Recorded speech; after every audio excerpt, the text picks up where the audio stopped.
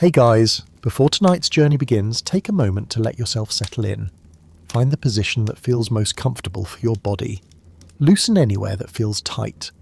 Let your shoulders drop naturally and set down the tiredness you've been carrying all day long. Tonight, we're going to spend a day in the company of a Victorian lady and her maid, from a basin of warm water before dawn to a quiet bath by the fireside at night. There's no plot here that you need to follow closely. The story moves gently along with the rhythm of your breathing, only to carry you softly into sleep. If these peaceful journeys help you find rest, we warmly welcome you to follow this channel, so that whenever you need it, there'll be another night like this one waiting to keep you company. A quiet tap of the like button, or a few words left below telling us where you're listening from tonight, can help others discover these stories. There's no rush with any of this. It can wait until morning, or it can wait forever. Right now, there's nothing you need to accomplish. You can feel the warmth around you, the night slowly settling in, and a long, gentle story waiting to begin. So slowly close your eyes. Let your breathing slow down. When you're ready, we'll step into the last of the night before dawn, into a quiet bedroom where there's a porcelain basin with a jug of warm water resting quietly beside it. Somewhere in a small English town, along with the first faint light of a summer morning, a lady is slowly waking. This is roughly the middle of the 1860s, though the moment itself feels older than any exact date, older even than the century that holds it. This is the peaceful hour before anyone in the house has stirred, when a grey and soft light seeps in through the gap in the curtains, and the water in the jug by the washstand has cooled only a little through the night. The new day hasn't asked anything yet. Everything is quietly waiting. I'd like to lead you slowly into this room because there's no trace of hurry here. We're going to spend an entire day here, you and I, watching her gently wash and dress and prepare to be seen with dignity. A basin of water, a bar of soap, a comb, a pot of cream, a little glass bottle of perfume. It's easy to overlook these things, as if they were trivial, just a scattering of small touches to the morning. And yet, a Victorian woman poured much of her day quietly into them, and the meaning they hold is far richer than we might see at first glance. It's through these labours that a person makes herself ready to face the world, and it carries a weight we've half forgotten. Those pale, soft hands marked out a living, while rough, capable hands proved a working woman.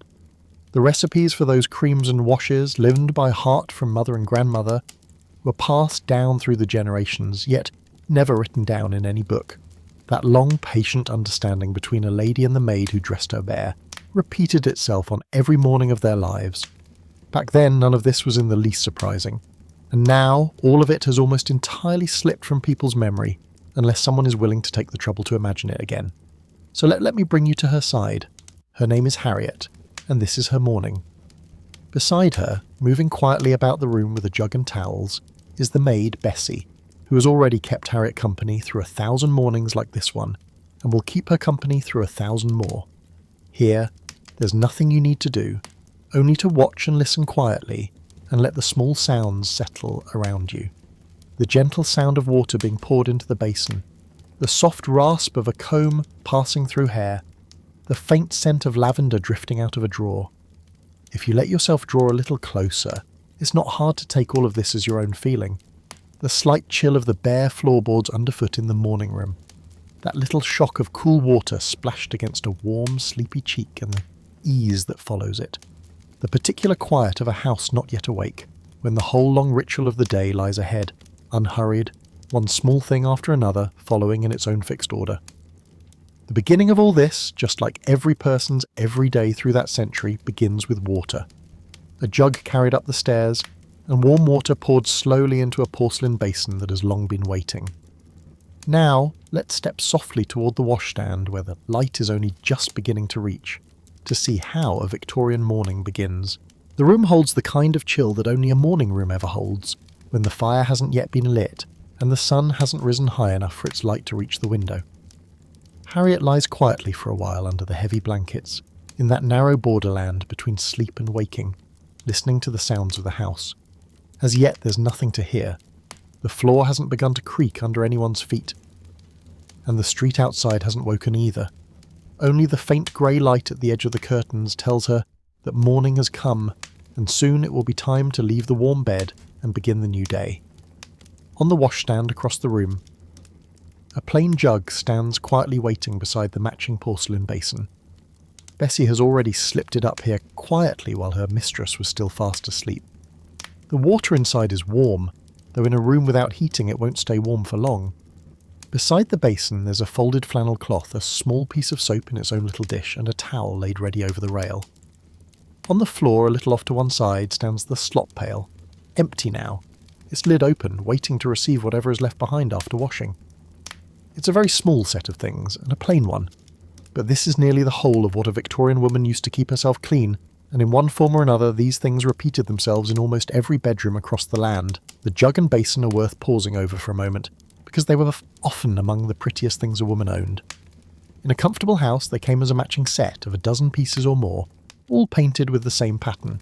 The tall jug for clean water, the wide-mouthed basin for washing, the soap dish with its little pierced drainer, the small ewer for rinsing the mouth, and the covered chamber pot kept on the shelf below through the night. Roses were the favourite pattern. Trailing ivy or a simple ring of blue around the rim were popular too. A girl might be given such a set when she married, keep it all her life and mourn a piece when it cracked as though mourning a small friend. It was at once an everyday thing and a quiet treasure. I've always felt there's a special pleasure in an object made to be beautiful, and made at the same time to be used plainly and daily, handled by a pair of hands that long ago stopped noticing how fine it was. If you've never washed in this way, it's worth pausing to think about, because it's a great deal cleverer than it looks. There's no bathtub here, no running water, no tap to turn on, only a jug, a basin and a cloth, and with just these a person could wash her whole body from her hair to her heels and wash herself thoroughly clean. On cold mornings when there was nothing better to hand, I've done it this way myself, and I can tell you it works, and works very well indeed. Pour a little water from the jug into the basin, no more than an inch or two deep. Dip the flannel cloth in, lift it out and wring it so it's damp rather than dripping. Work up a little soap on it. Then the washing begins, cleaning one part of the body at a time. That last point is the heart of it, and the part most easily overlooked. Standing washing isn't a whole body soak, but a step-by-step process. A woman would wash one part of herself, rinse it, dry it, and then cover it again before going on to the next part, so that she was never fully undressed and never fully exposed to the cold of the room. One arm, then the other arm, the neck and shoulders, then covered again. In its own quiet way, it's rather like scrubbing a floor, done in sections, each one finished before the next is begun, and it has one enormous advantage, which is that a person can keep most of her warmth around herself the whole time, undoing only the clothing she needs to undo and putting it back the moment she's finished. Modesty is woven into this method too, not just warmth. Most people didn't have a room of their own. Brothers and sisters shared a room. Husband and a wife shared a room. A whole family slept and dressed within the same four walls, and a maid might even share her bed with another maid. In a house like that, to undress and wash openly was neither possible nor decent, and patiently covering and uncovering a small part of the body at a time was as much for cold as for the protection of privacy. A woman could wash nearly her whole body with another person in the room and not once be seen. It was a small everyday art of keeping oneself to oneself, practised without complaint in the cramped, crowded homes where most people through that century spent their lives. I find something admirable in this arrangement, worked out over long practice by women who had no other way. In a bedroom cold enough to see your breath with only a jug of quickly cooling water, they found the way that lost the least warmth and the least dignity, and that they passed it from mother to daughter without ever calling it a method. It was simply how a person washed. If the room was shared, or the morning very cold, one could even keep a loose nightgown on the whole time, letting the flannel cloth reach up under the linen to do its work while the wearer stayed decently covered. There was no waste in any of it, no rushing for the sake of rushing. Every drop in that jug was used to the full, and every drop had been carried up 2 flights of stairs in someone's arms. I think this is something worth remembering. When we wash ourselves now, we only have to turn a wrist, and the water comes, warm and endless, and disappears again without our even noticing. For Harriet, and for every woman of her century, water was a substance with weight and cost. It had to be drawn, heated on a fire that had to be lit and fed, carried up in heavy jugs, and carried down again as dirty water once the washing was done. A full basin of water represented labour, someone's labour, and the whole shape of the morning wash, its thrift and its neatness, came directly from that simple fact. Cleanliness was not free. It was made by hand every single day. Harriet finally got up and crossed the cold boards toward the washstand. If you like, take that feeling for a moment as your own. The floor was cold under bare feet. In the moment of leaving the blankets, the air of the room pressed tight and chilly against the skin. Then there was the touch of the flannel cloth's first contact, warm and wet, laid against a face that was still soft and full of sleep, and the tiny shock of waking and comfort that came with it. This feeling had not changed in 1,500 years, nor had it changed in 1,000. The particular comfort of warm water on a cold morning is one of those small human experiences that link us, effortlessly, to everyone who has ever felt it. Not every morning had warm water. Warm water meant a fire, a kettle, and time. And above all, it meant fuel, and fuel cost money. In a house like Harriet's, where coal for the winter was stored in the cellar, and a maid could be sent to heat and carry the water, a daily warm wash was an ordinary, expected, and unremarkable thing. But many women had no such easy warmth, and for them a cold wash was the daily routine, with a warm wash, if it were possible at all, kept for once a week.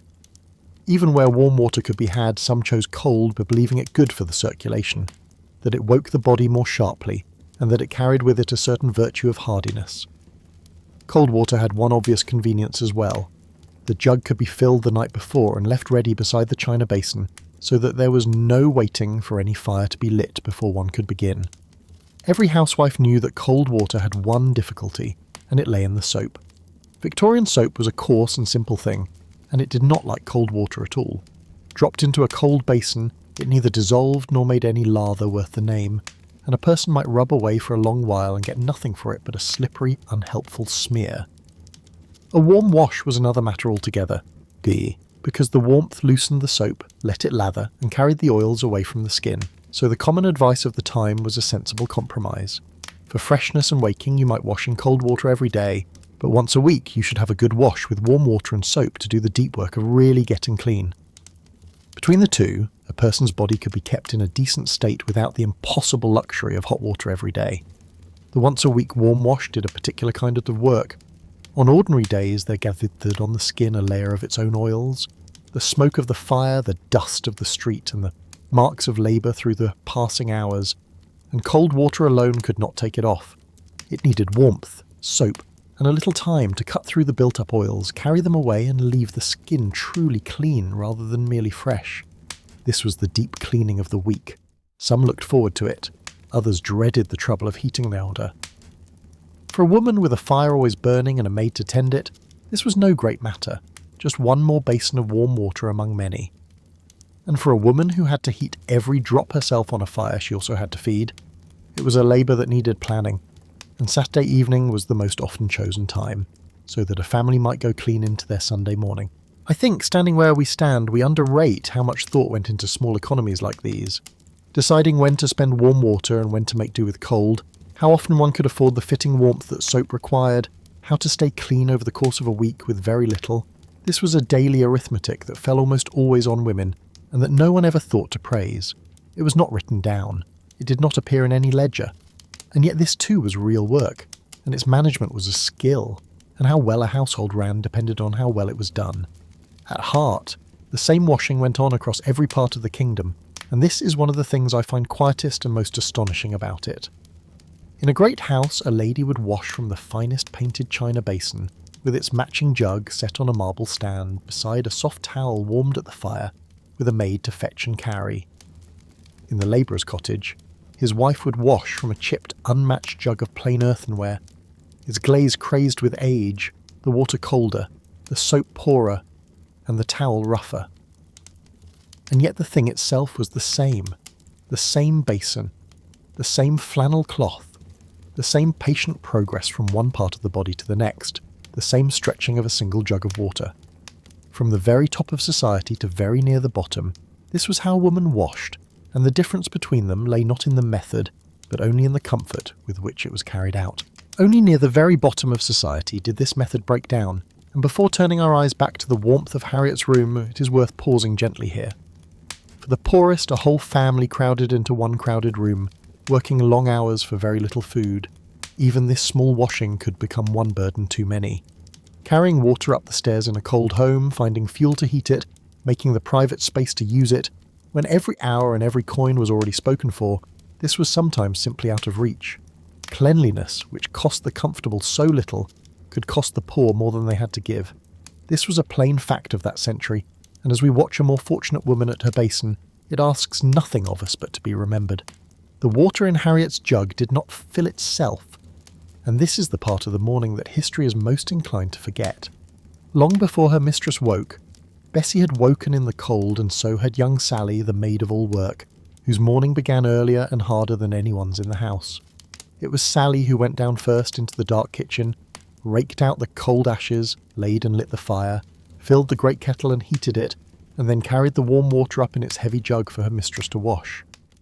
Only after all of this, and much else besides, could Sally find a little time for herself. Her own washing was nothing at all like the one unfolding upstairs.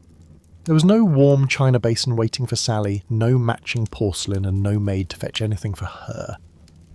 In the few spare minutes she had between lighting the fire and making the breakfast, she rolled up her sleeves and washed quickly at the scullery sink with whatever cold water came to hand, one ear always cocked for the sounds of the house in case she should be called. A little water splashed onto face and hands, a rub with a coarse cloth, and it was done, because it had to be done, and because there was no time to let it be more. The same town, the same moment, the same pure human wish to be clean.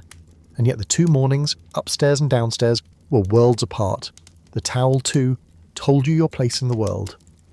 In the warm house it was thick and soft, hung by the fire to take the chill from it, and to step from the wash into its folds was a small daily comfort.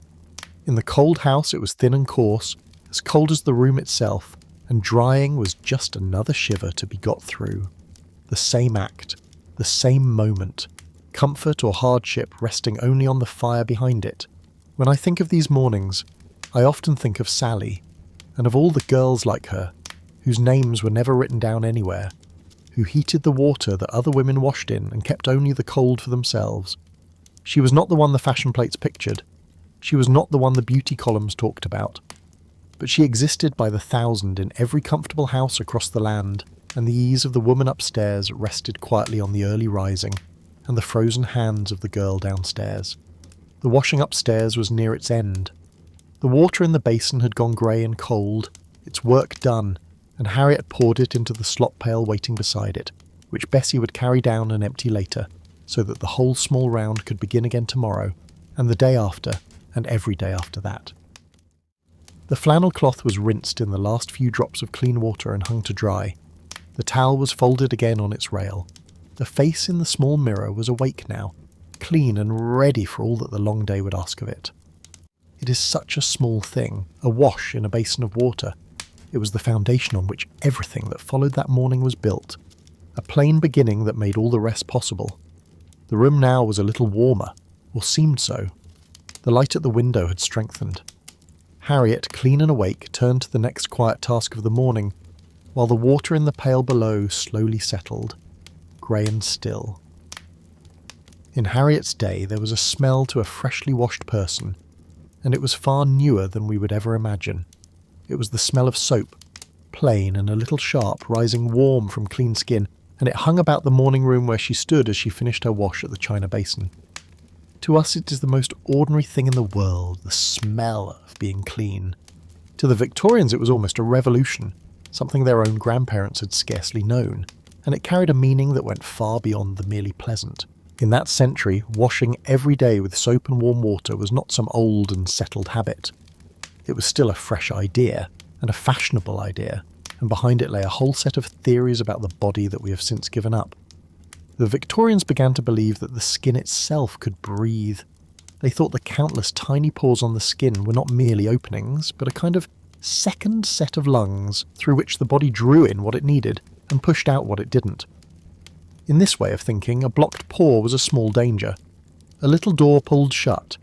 Stop up enough pores with dirt and grease, and the poisons that were meant to escape would build up inside the body instead, breeding dullness and weakness. And over time, some feared, even something worse than that. Against such a danger, soap and warm water became almost a duty. It was thought that clean skin with its pores held open let fresh air rush into the blood and stirred the health of the whole body, while letting the body's own poisons flow out freely and drift away. So washing was not vanity, but medicine. It was a way to health, not a passing whim. It was the thing a careful person did for the sake of their own health, and the thing a careful mother watched her children do. And that belief, whatever we may think of it now, did more to fill the nation's wash basins than any mere love of cleanliness for its own sake ever could. I find it a strange and moving thing, this idea that was half right and half wrong. About the breathing skin, of course, they had it wrong. Pores do not breathe in, and a blocked pore will not poison you. Yet the habit that this false belief built up was a good habit, and it left people cleaner and healthier than the plain truth alone could have managed. It is, I think, a reminder that our own settled knowledge of the body is only the latest link in a long chain of history, and that people have always done their wisest with whatever understanding they happen to have. Harriet washed for the sake of her health, as she believed it. We would say she washed for other reasons. Either way, the warm water on her face was the same. Before long, it carried more than health within it. As time went on, clean skin and clean linen became a sign of something larger than mere good health. They became a mark of respectability itself. To keep clean was to be orderly, hard-working, and morally sound, to be a person who kept herself and her household in a good and proper state. To grow dirty was to let something slip in the body, and quietly it hinted, in the character too. As we shall see, this was never entirely fair, but it took deep root, and much of a woman's daily washing was done with one eye on what the neighbours and the whole world would think of her because of it. The same idea reached even to the clothes she would wear, and the bed she rose from. If the skin had to breathe, then it could not be smothered, and so the advice of the time was to wear light, open cloth next to the body, and not to wrap oneself too tightly even against the cold. Nightgowns were to be loose and airy. Blankets were sold on how freely the air could pass through them. A whole little circle of trade grew up around the promise that a certain cloth would let the skin breathe, and a woman choosing her nightwear might weigh it much as we weigh the choice of something good for our health, and not merely for warmth. It was a strange thought, that even in sleep one breathed through the skin. But the smell of soap did more than answer a theory of health. It drew a line through society, and everyone on either side of that line could smell exactly where it fell. As more and more of the wealthy took up their morning wash, the simple fact of who had washed and who had not became something the nose alone could tell. The rich began to carry the scent of soap about them, sharp and clean, without a trace of stale sweat. And those who could not keep up the same habit carried, unavoidably, the smell of heavier labour and less washing. It was the novelist William Thackeray who gave the age a cruel phrase to describe them, the great unwashed, and the wealthy took it up gladly because it let them set a clean distance between themselves and those below. I think there was a real unfairness in that scorn, and it is worth saying so plainly. The poor labourer grew dirty not because he chose to, nor by nature. He worked harder than those above him at dirtier work, and sweated more for it. And yet he had far fewer means to wash it all away. To clean the body and to boil the linen took soap, fuel, time, space and privacy, and these were exactly what a poor household most lacked. The smell the rich wrinkled their noses at was not the smell of idleness. It was the mixed smell of long hours and short means, the smell of a family doing what it could with the little it had. The nose is a great maker of snobs, made a great deal of snobbery in Victorian times. Above all, soap cost money. This was the plain root of the whole divide, and it is easy for us to miss it, buying soap by the handful and thinking nothing of it. When the age was just beginning, a small cake of soap, no bigger than the little bars we use today, cost as much as a fine cut of beef. Pause a moment and think about that properly. A bar of soap was worth a Sunday roast. A household that took up this new way of washing in earnest might get through 3 or 4 bars in a week, and spend on soap alone enough to buy a fair share of meat. For a family counting its pennies, such an outlay was simply impossible. Even long afterwards, after clever men and new methods had brought the price down again and again, enough soap to keep a working family and its clothes clean still ate up a real slice of their weekly wage, a slice that could hardly be spared. So the poor washed little, not because they thought cleanliness unimportant, but because the arithmetic of their money would not let them wash more. The great copper set into the wall, for boiling water for washing, taken for granted in a comfortable house, was a rare thing in a poor home. So was any device for wringing out sodden clothes. Without these, both washing the body and washing the clothes were heavier, slower labour, and a woman who had a family to feed and a living to earn could put only so much of herself into it. That the poor smelled different from the rich was, in the end, no mystery at all. It was written plainly in the price of a bar of soap. It helps to understand what soap actually was and why it stayed so dear for so long. At bottom, it was a simple thing: animal fat and caustic soda boiled together in a great vat until they joined into a hard, sharp-smelling block. Simple to describe, but not cheap to make, and not cheap to buy, and for most of the century a decent bar of soap was still a real expense for an ordinary family. This changed only very slowly.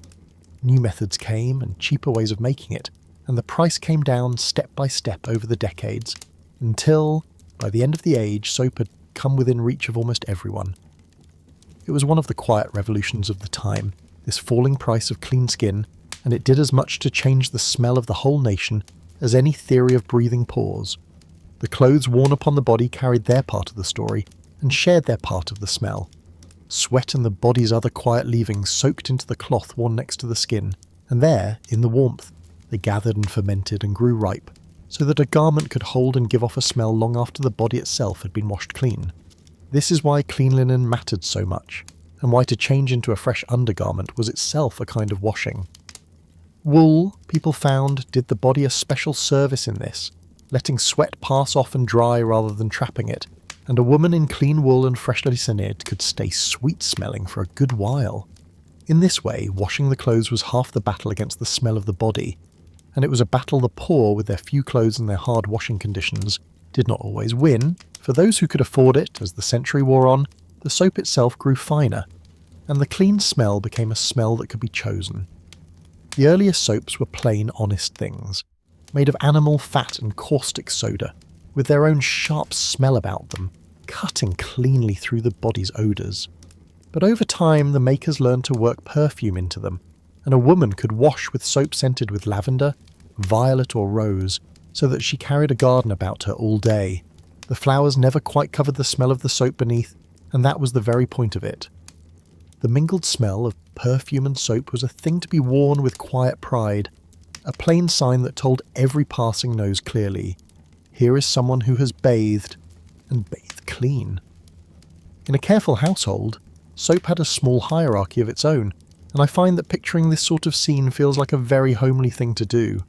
That fine, scented, medicated bar, the one that gave off the smell of lavender or roses, was set aside for washing the face and hands, and it was usually kept for Sundays and the best occasions. The plain, coarse, cheaper bar did the rougher work, scrubbing pots and steps and washing the servants' hands. In the end, it was the same simple substance, only graded by its fineness and its scent, and ranked accordingly between the washstand and the scullery. A woman might guard her good bar of soap so it could last a little longer, using only a little each time, unwilling to spend something so pleasant too freely. This small thrift about pleasure ran right through the whole Victorian household. A pleasant smell was not something to be squandered. It was a modest luxury, and a modest luxury was meant to have its life stretched out. There were also stricter soaps for those who wanted their cleanliness to smell of more than just flowers. Medicinal and disinfectant soaps carried a heavy, tarry, unmistakable smell, sharp and medicinal, and it spoke not of gardens but of the sick room and the scrubbed floor. To some people this was the smell of safety, the smell of germs kept outside the door and the house kept wholesome. A person might deliberately choose it, wanting to announce not just that she was clean, but that she was careful, protecting her family from the unseen dangers that the age was learning to fear. All the various smells of soap had become a language, and the Victorians were very fluent in it. In all of this, what they did not have was any bottle that could stop a smell at its source. The thing we would reach for first today, the thing we dab a little of under our arms every morning, simply did not exist for them, and it wouldn't appear until the next century. There was no such shortcut. If a Victorian woman wanted to keep herself smelling sweet, she had only the old and patient means to do it. She washed, she changed her linen, she kept her woolens aired, she carried a little scent about her, the scent of lavender water, or of the soap itself. This strikes me as a small thing worth noticing, how recently our easy remedies arrived, and how much daily care once went into a freshness that we can now buy in a moment and never think about again. Before we leave this subject, there's one more thread worth drawing out, and that is how this whole gospel of washing spread. It spread mostly on paper. The new faith in soap and water travelled across the land on a rising tide of print. Those health guides and household manuals and ladies' magazine that told the well-off not only that they should wash, but exactly how to wash, why to wash, and how often to wash. Reading such things was itself an advantage. A woman who could afford these manuals, and could find the quiet time to read them, and then act on what she read, was already a woman with some means and some leisure. And the poor, who could not afford the manuals and had no such time, were left entirely out of this conversation, and then blamed for not keeping up with a fashion whose rules had never reached them. The knowledge of how to be clean became, in its own way, one more thing that money could buy. When I think about the smells of that century, I think about how much a person's smell could tell you about the whole shape of her life, and how much of it she could truly choose for herself. The soap on Harriet's skin this morning spoke not only of any care she took, but just as much of a warm kitchen, of a coal in the cellar, and of a maid to heat the water. The plainer smell on a poorer woman spoke of none of these things, and it spoke too of the fact that she didn't care any less. She simply had less money to spend. From the distance of a century, it's easy to smell only the difference and forget the reason.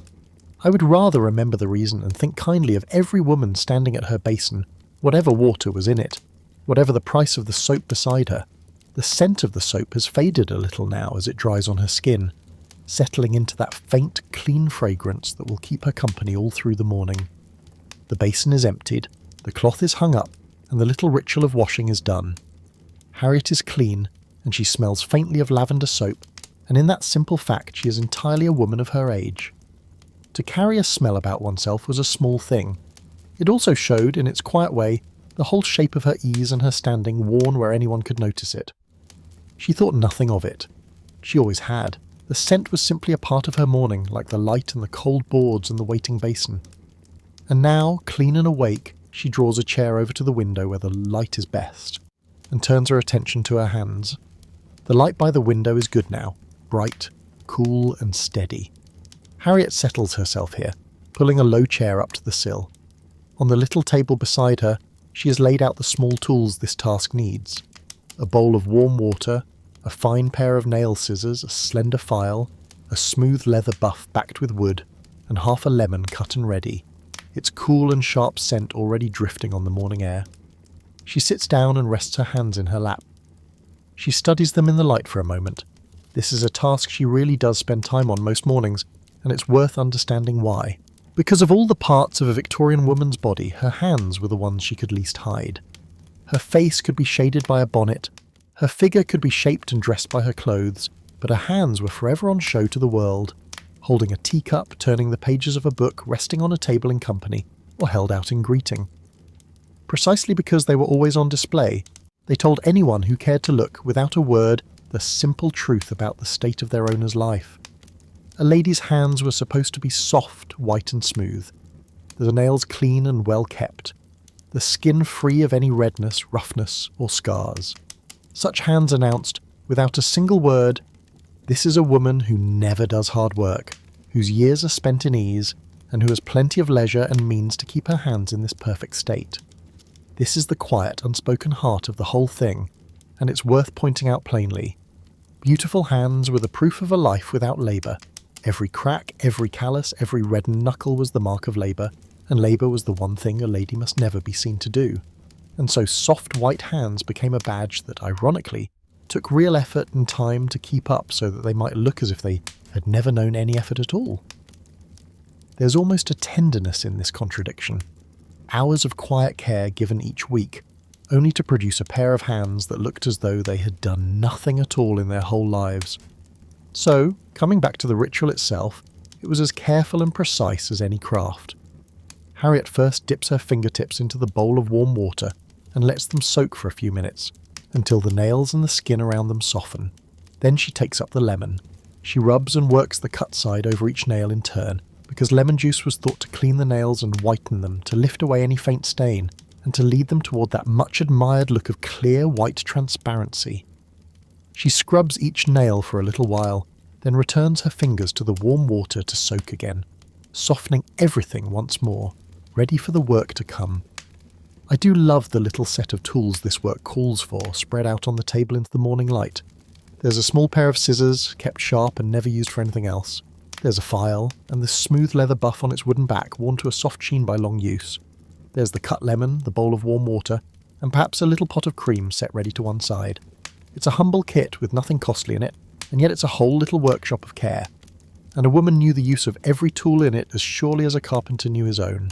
There's a pleasure in it, I think, in a set of plain things, each one shaped for a single homely purpose, together with the quiet skill of hands that knew exactly how to use them.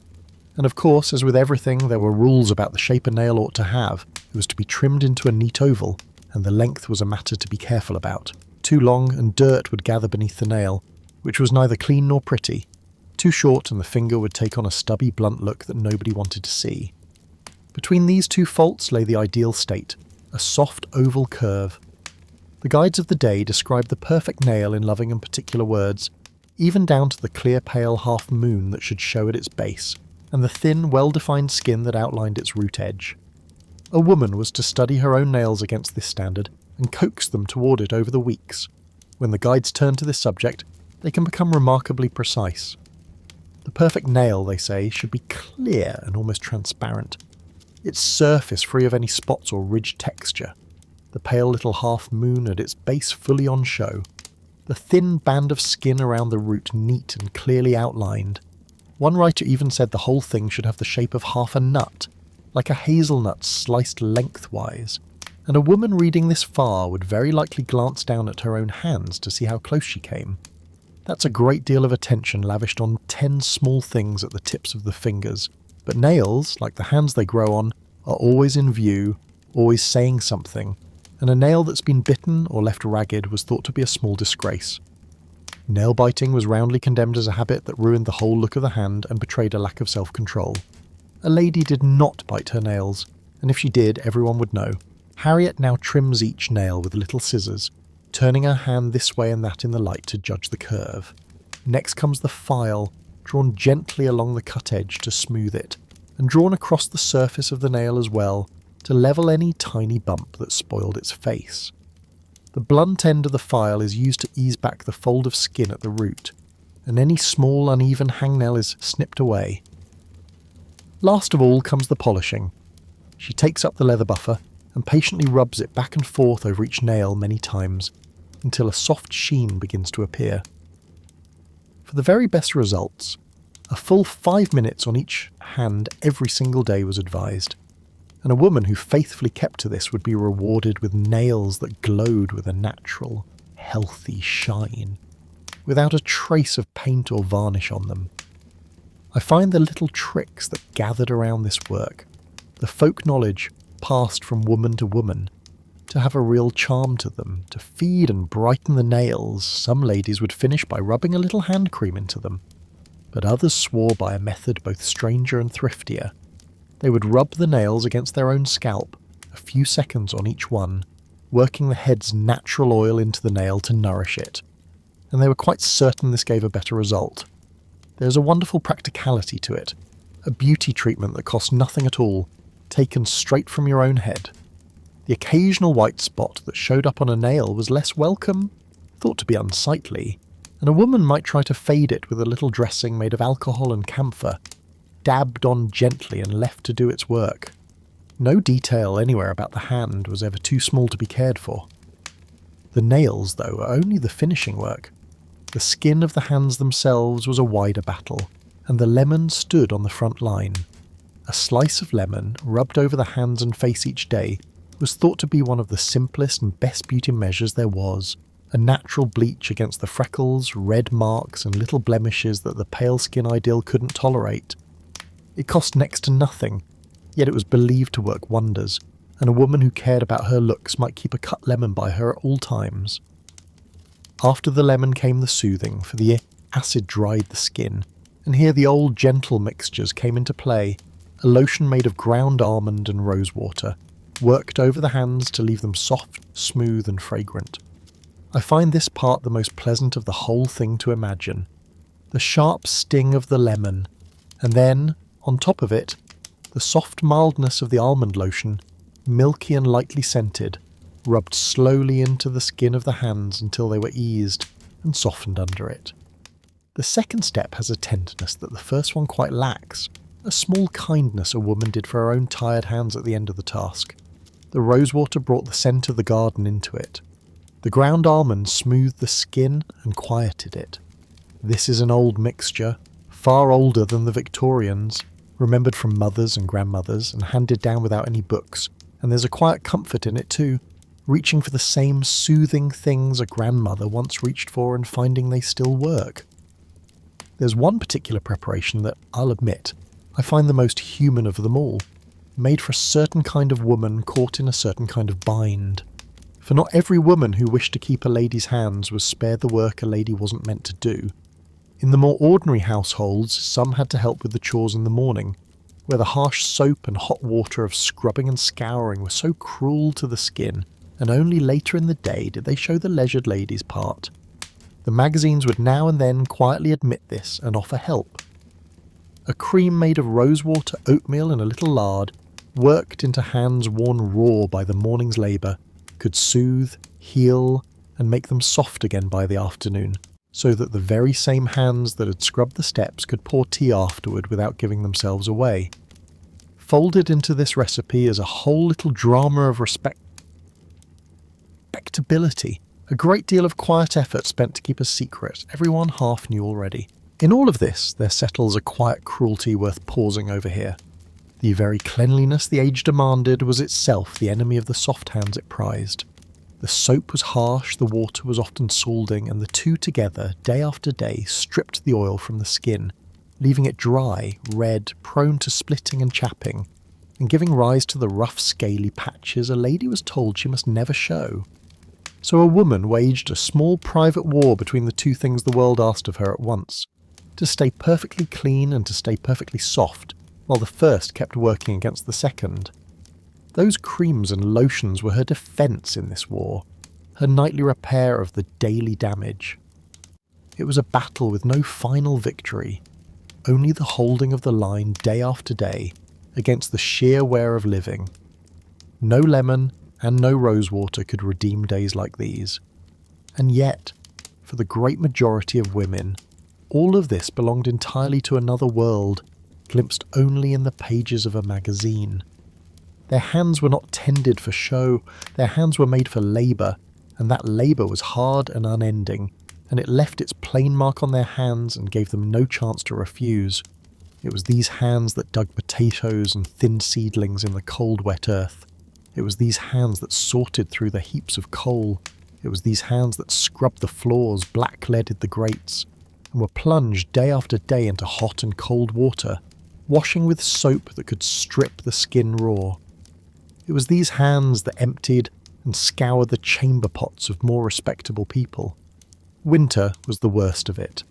The cold split the skin over the knuckles and raised red, itching chilblains on fingers already worn thin by labour, and there was little to be done but endure it. The most a working woman could hope for was to rub a little lard, if she could get hold of any, into the cracks and chilblains at night, to ease the broken skin just enough that she could get some sleep, and then drag herself up to do it all again. This was no beauty cream. It was plain grease, the same kind used for cooking, pressed into service because it was all there was, because it was cheap, and because it took the worst of the pain away. And here's a hard thing to face squarely. The difference between two women's hands came down, in the end, to no difference in care at all, but simply to the difference in the lives they had led. This is the part I ask you to keep in mind alongside the picture of Harriet gently buffing her nails at the sunny window. Somewhere below her in the same house, at that very moment, Sally's hands had already begun their work, and it was exactly the kind of work that ruins hands. They were still young hands, but the red was already creeping over them, the knuckles were already chapped, and that roughness would only deepen with the passing years. This is the cruelest twist of it all, the thing that should never be forgotten. It was the very labour that served a comfortable home, carrying water, scrubbing floors, washing the linen, that ground those young hands into the state the aged despise most of all. The maid ruined her hands to make the leisure, with which her mistress perfected hers. The soft white hands upstairs and the rough red hands downstairs were not two separate things at all. They were two ends of the same day. One pair of hands paid the price for the other. I imagine that Sally, in her idle moments, sometimes looked at her own hands too, and knew exactly what they revealed about her, because the whole world could read them as plainly as she could. A working hand can't be hidden. It's the one part of a servant that no cap or clean apron could disguise. The truth of her days written, where anyone could see it. A clean apron can be tied on in a moment. A hand can't be changed at all. It is what it is. It says what it says, and nothing can be done about that. A little lard at night, if she was lucky enough to have any, was the whole of the beauty regimen the world allowed her. On this point I hold no judgment against either woman. Harriet didn't make the world that prized soft hands, and Sally didn't choose the hands her Lebert gave her. But I don't want you, watching one of them at her pretty task, to forget the other, to forget that a lady's flawless hands were paid for in real cost by another woman's skin. Harriet finally set down the leather pad. Her nails already gave off a soft glow. Her hands were smooth, white, and carried the sweet scent of almond and rose.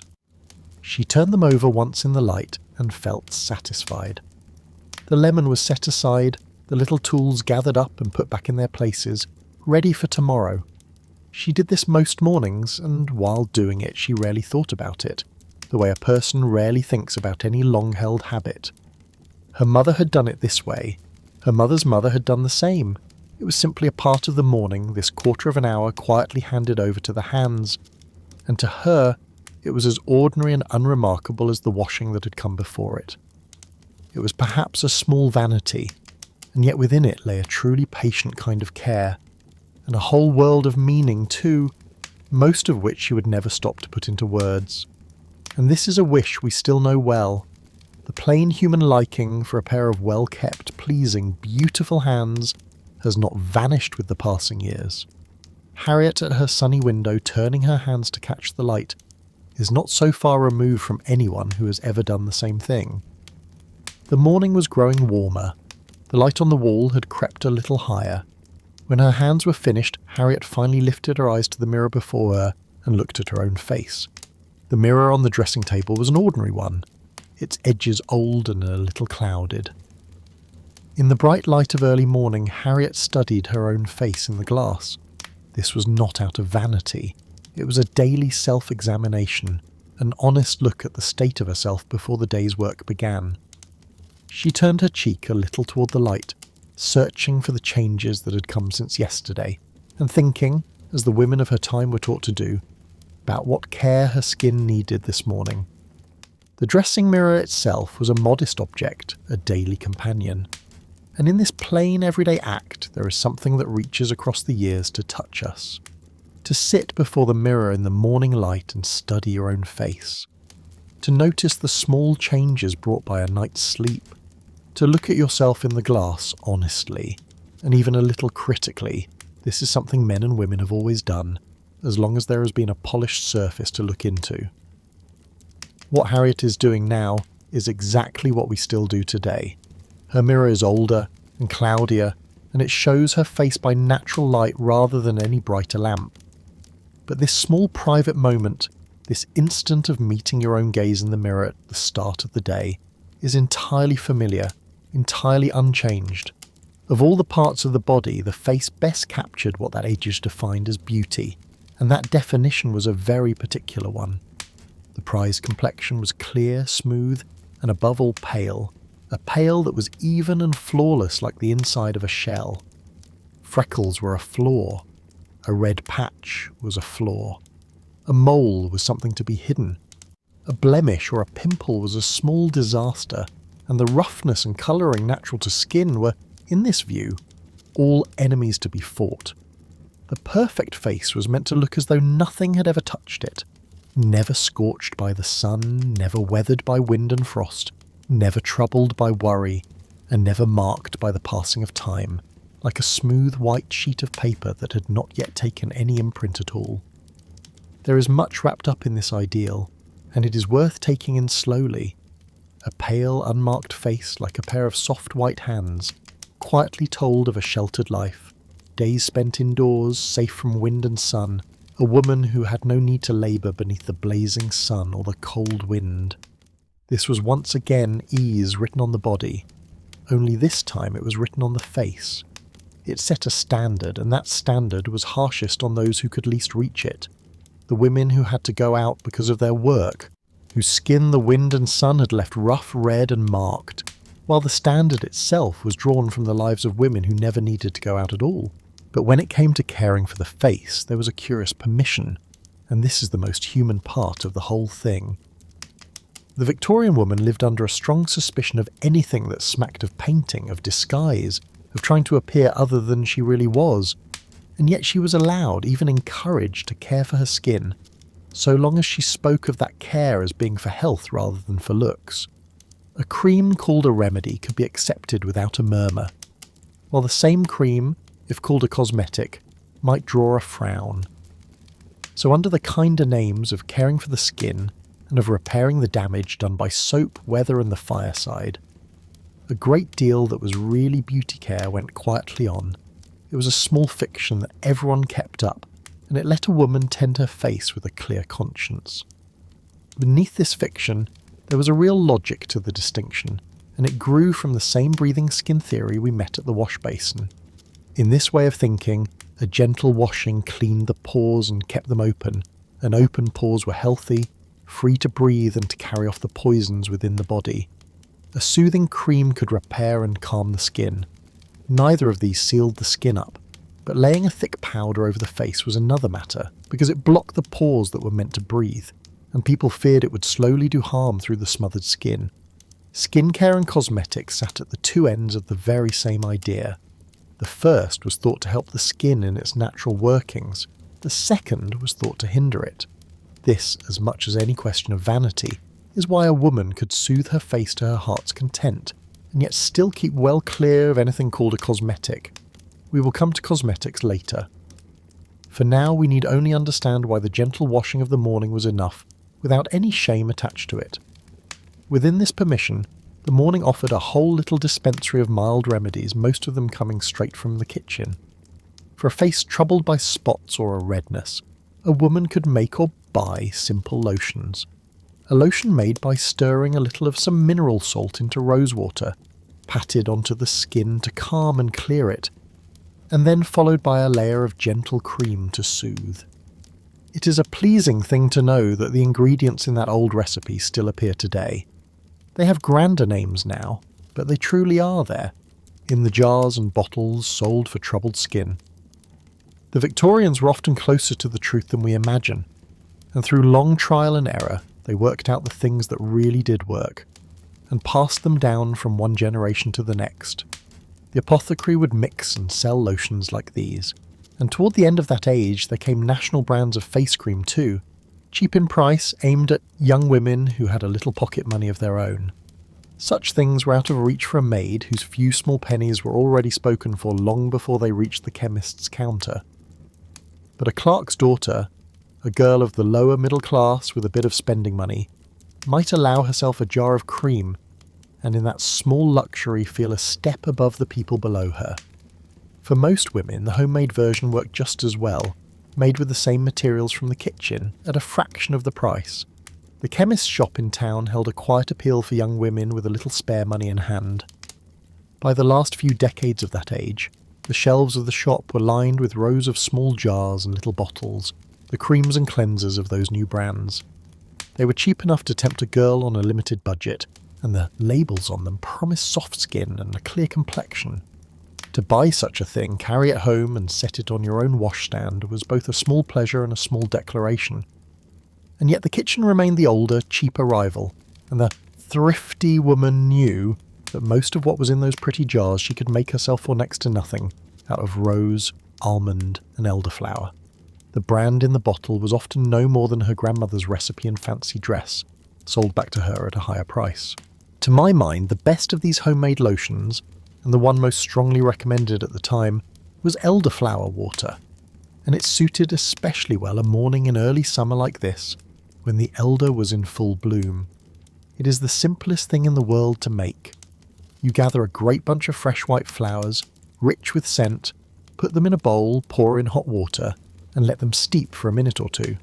Then you wash your face with this flower-scented water, rubbing the skin with the soft flowers themselves as a gentle scrub. Elderflowers hold within them a natural glycerin, the very soothing substance that is still added to moisturisers now, and after washing, it left the skin wonderfully silken and soft, cool and smooth, with a faint scent of the hedgerow about it. There are few beauty treatments then or now that I would rather recommend with my whole heart than this one. The flowers in Harriet's bowl had been picked only a few days before. In the long, lingering light of an early summer evening, Bessie had gone with her basket down the lane to the hedgerow, where the elder grew thick and white, and had cut the heavy cream-coloured heads at the moment their scent was sweetest. She had brought them home and boiled up a great jugful of elderflower water, enough to last a whole week. Watching a lady wash her face, it is easy to forget how much quiet gathering and making lies behind the simplest of comforts. A basket, a stretch of a hedgerow, an evening's walk, and the willing hands of a maid at their labour. The elderflowers only for a short season, and a household that wanted elderflower water had to seize the moment while it lasted, so that in the weeks after the blossom had faded, in the jug on the washstand, it could keep that faint breath of early summer alive. Elderflower is only one member of this family of gentle plants. Rosewater and ground almonds, mixed together in all sorts of different ways, could soften and soothe the skin just as well. Oatmeal was stirred into calming lotions, lavender gave them their scent. Even sugar was added to some of the creams, though not everyone could get along with it, because once a lotion with sugar in it dried, the skin would feel a strange sort of tightness. These creams did their work better at night than in the morning. The morning care was light, just a wash and a little cream and nothing more, because the new day lay ahead and had to be met with a clean and fresh face. But in the evening, when the work was done and the face could be given over entirely to repair, a woman could put on a richer cream and let it do its slow mending through the night, easing the small hurts the day had given the skin. The drying of the wind, the sting of hard soap, the scorching of sitting too near the fire. That last small act of caring for oneself at night, before sleep, carried a gentle kindness to it, tending that tired face before blowing out the candle. It asked for nothing and expected nothing in return. It was simply a woman being a little kinder to herself in a quiet moment, and across the long history of skincare there have been many such silent moments. Of all of this, what strikes me most is how old it is, how plain. These were not the inventions of clever chemists, but knowledge passed from mouth to ear among mothers and grandmothers, recipes a girl learned at her mother's side and carried into her own married life, reaching for the elderflower, the rose and the almond because her mother had done so, and her grandmother before her. There is one unbroken thread running through these things, passed from one woman to another, across the long and silent years. Still, not everyone believed that the road to a good complexion had to run through any bowl or bottle. There was a strong and earnest school of thought which held that real beauty came from within, from pure water, a plain life, and a calm and contented heart, and it said this with genuine conviction. A lady writing for a girls' magazine set out the whole creed. She advised washing the face each morning in pure water, and then minding your temper, because envy and sudden bursts of passion would give the skin a sallow and unhealthy tone. A light diet would keep the complexion clear and free of spots. A walk each day would bring to the cheeks all the colour they needed. Rising early, getting up just as the day broke was thought to make the lips red and fresh. She added that the simple wish to please others would bring a light into the eyes that no art could ever fake. There is something in this kind of advice that is both odd and a little touching, and I won't be too quick to laugh at it. After all, a great deal of it is not wrong. Fresh air, regular hours, a moderate life, and a calm mind then as now showed on the face. A woman who walked every day, slept well, and did not fret too much over things very likely looked the better for it. Of course, there was a heavy moral weight carried along with it too, setting out a long list of little sins said to spoil the looks. Staying up late, playing cards, reading novels by candlelight, letting a touch of a bad temper show through. In a description like this, a girl's face became a kind of ledger on which her virtues and her faults were quietly written down for all to read. To hang so heavy a burden on a complexion, to read a whole character out of the cheeks. But behind the preaching there lay a simple and kindly truth. The way we live shows on us, and to this day no cream has ever taken the place of rest, air and peace of mind. In the matter of the face, poor women found a small and unexpected corner of equality, and this is a place I love to linger. If real beauty came from pure water, a plain life and a healthy life out of doors, then a country girl, a milkmaid or a mill girl with cheeks made rosy by real air and exercise could hold her own against any pale fine lady in her parlour, and she knew it herself.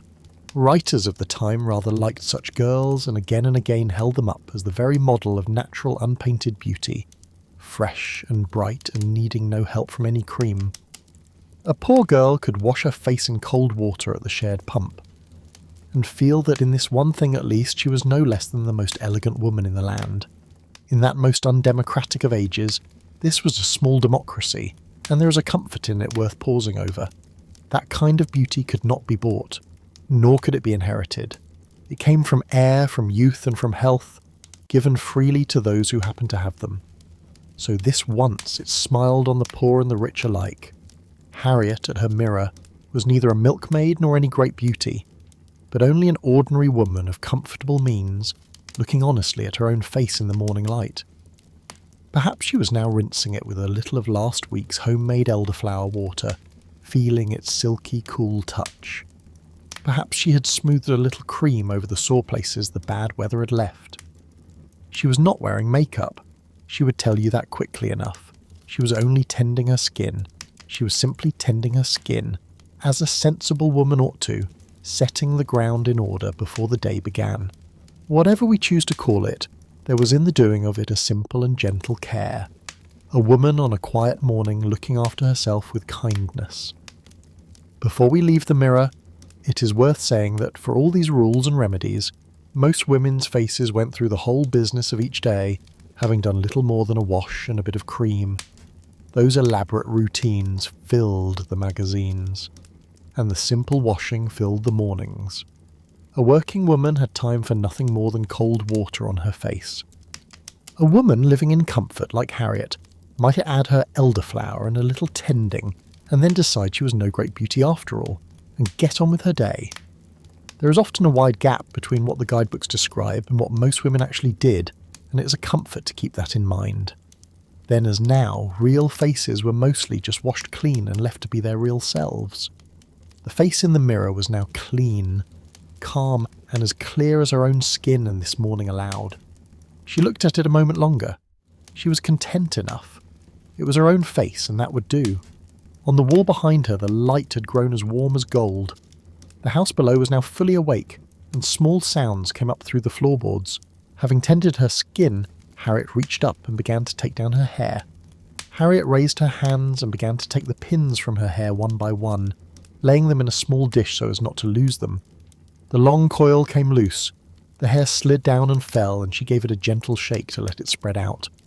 Anyone who has worn long hair will know that moment, that small relief of letting it all down. Then Bessie took up the brush and came to stand behind her. The two of them set to the morning's dressing with practised ease, a thing they had done together so many times that they hardly needed any words at all. In this century, hair was both a woman's daily labour and her daily crown. There was a great deal to see to in it. Nearly every woman wore her hair long. Each morning it had to be brushed out, then smoothed, put up and pinned back into place, and in the evening it had to be let down and brushed again. These steps were not quick at all, far from it. A thick head of hair took time to dress, and keeping it in good order through a long day took more time still.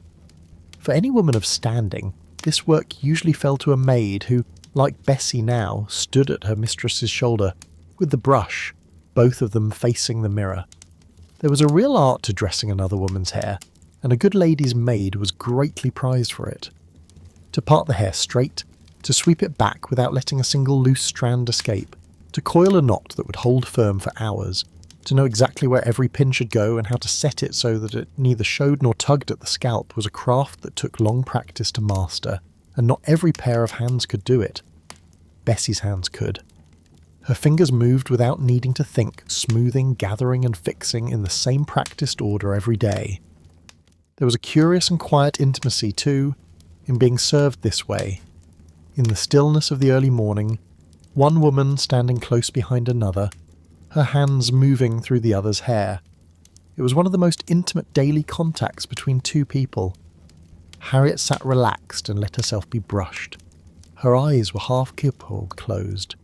To be tended was a small comfort, and they both knew it, though neither would ever have thought to say it aloud. But there was never one fixed standard for the shape hair should be dressed into. It shifted from decade to decade so that a trained eye could almost read from a woman's hairstyle the very year she was in. Let me take you back a little way through those ever-changing fashions. It's a gentle sort of time travel, and it shows us how changeable even something as homely as the dressing of hair could be. Let's begin with the first few years of Queen Victoria's reign, back when the young queen had only just come to the throne. In those days, a woman would part her hair down the middle, and then again crosswise from one ear to the other, and she'd pull all of it back tight and smooth to be gathered high on the crown of her head. In the front, two smooth panels of hair swept down along the temples like little wings. Then they'd be folded back to join the knot behind. Some skipped these steps and simply let loose curls hang beside the cheeks. Within this fashion, there were also odd little fads that came and went within a single season. For a short while, some women didn't part their hair once but twice, spreading back from the middle of the forehead in a shallow V shape, until the simple centre part eventually won out once again. Such little novelties flickered by over the years, and now only the fashion plates remember them. It created a look that was tidy and almost sculptural, and behind all this order stood a simple practical ruler, the bonnet. No woman went out with her head bare, and a soft cap that gets put on and taken off again and again throughout the day will crush and muss everything beneath it. So the part of the hair under the bonnet was kept deliberately plain, a tight knot that wouldn't suffer from being covered up. The thought went instead into the hair around the face, which the brim framed and put on display just so. There, a woman could follow all the tiny changes of the season, braiding her hair, looping it, curling it, or covering it with a net. In truth, the bonnet ruled the whole design, deciding what had to be hidden and what could be shown to the world. A woman with no leisure to fuss was very glad to find her answer right here. She simply parted her hair down the middle, gathered it high in a knot under the bonnet, and put all her thought into the hat itself. This was about the simplest of all the styles. It was also the most secure, rarely slipping or needing attention throughout the day, and the busy woman had every reason to be grateful for it. As the years rolled on, the fashion loosened and dropped lower. By the early 1850s, the knot sat lower still, squared off right in the middle at the back of the head, with just a single part running straight down the centre.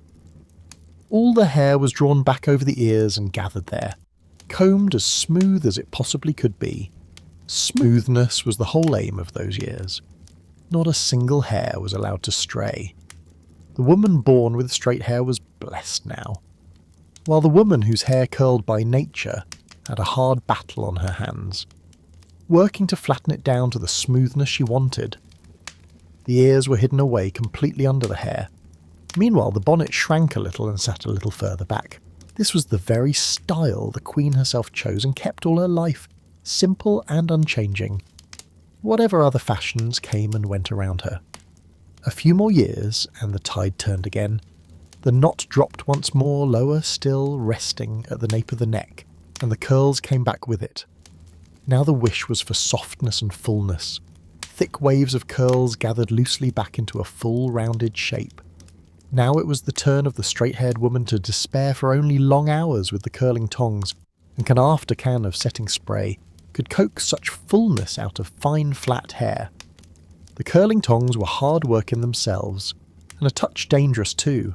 They were iron tongs heated over the fire, and a woman judged the heat by holding them near her cheek or testing them on a little scrap of paper. Too cool and they'd raise no curl, too hot and they'd scorch the hair or simply burn it away. Curling the whole head this way, one small lock at a time, was a patient hour's work, and the moment a curl dropped it had to be done again, and in damp weather, a drop in curl was simply a fact of life. Harriet's own morning falls roughly within this fashion. This is the very time, for it's now the mid-1860s, And the fashion of the day is exactly this. Hair swept softly back, gathered low and held there with a net. There's something almost comic in the way the fashion swings, and a little unkind too. First it calls for smoothness, and so the curly-haired woman suffers, labouring to flatten her natural curls. Then it calls for fullness and curl, and so it's the straight-haired woman's turn to suffer, struggling for the very waves someone else had once fought so hard to lose. Whatever a woman's hair is by nature, the fashion seems forever to be asking for the opposite of it. Few are born with the hair the year demands. Most are making do, coaxing, wrestling with their own heads to reach some unnatural shape. And when you think about it, it's a rather familiar sort of trouble, and no more solved now than it was then. That net was the greatest convenience of these years, and it did a quiet job of smoothing over the differences of class. It was nothing more than a fine mesh bag to hold the gathered hair at the back, but it made this low, full style both quick to arrange and safe to wear, at least for the women with enough hair to fill it. And because it was cheap and simple, the poorer classes too, the maidservants and the working girls, could wear a style close to their mistresses, gathering the hair at the nape in a net just like a lady. It was one of those small levellings you find everywhere in an age so divided.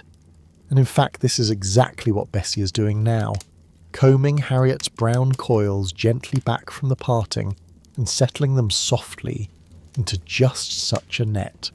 Fashion didn't even stop there, though now our subject strays a little past Harriet's own mourning.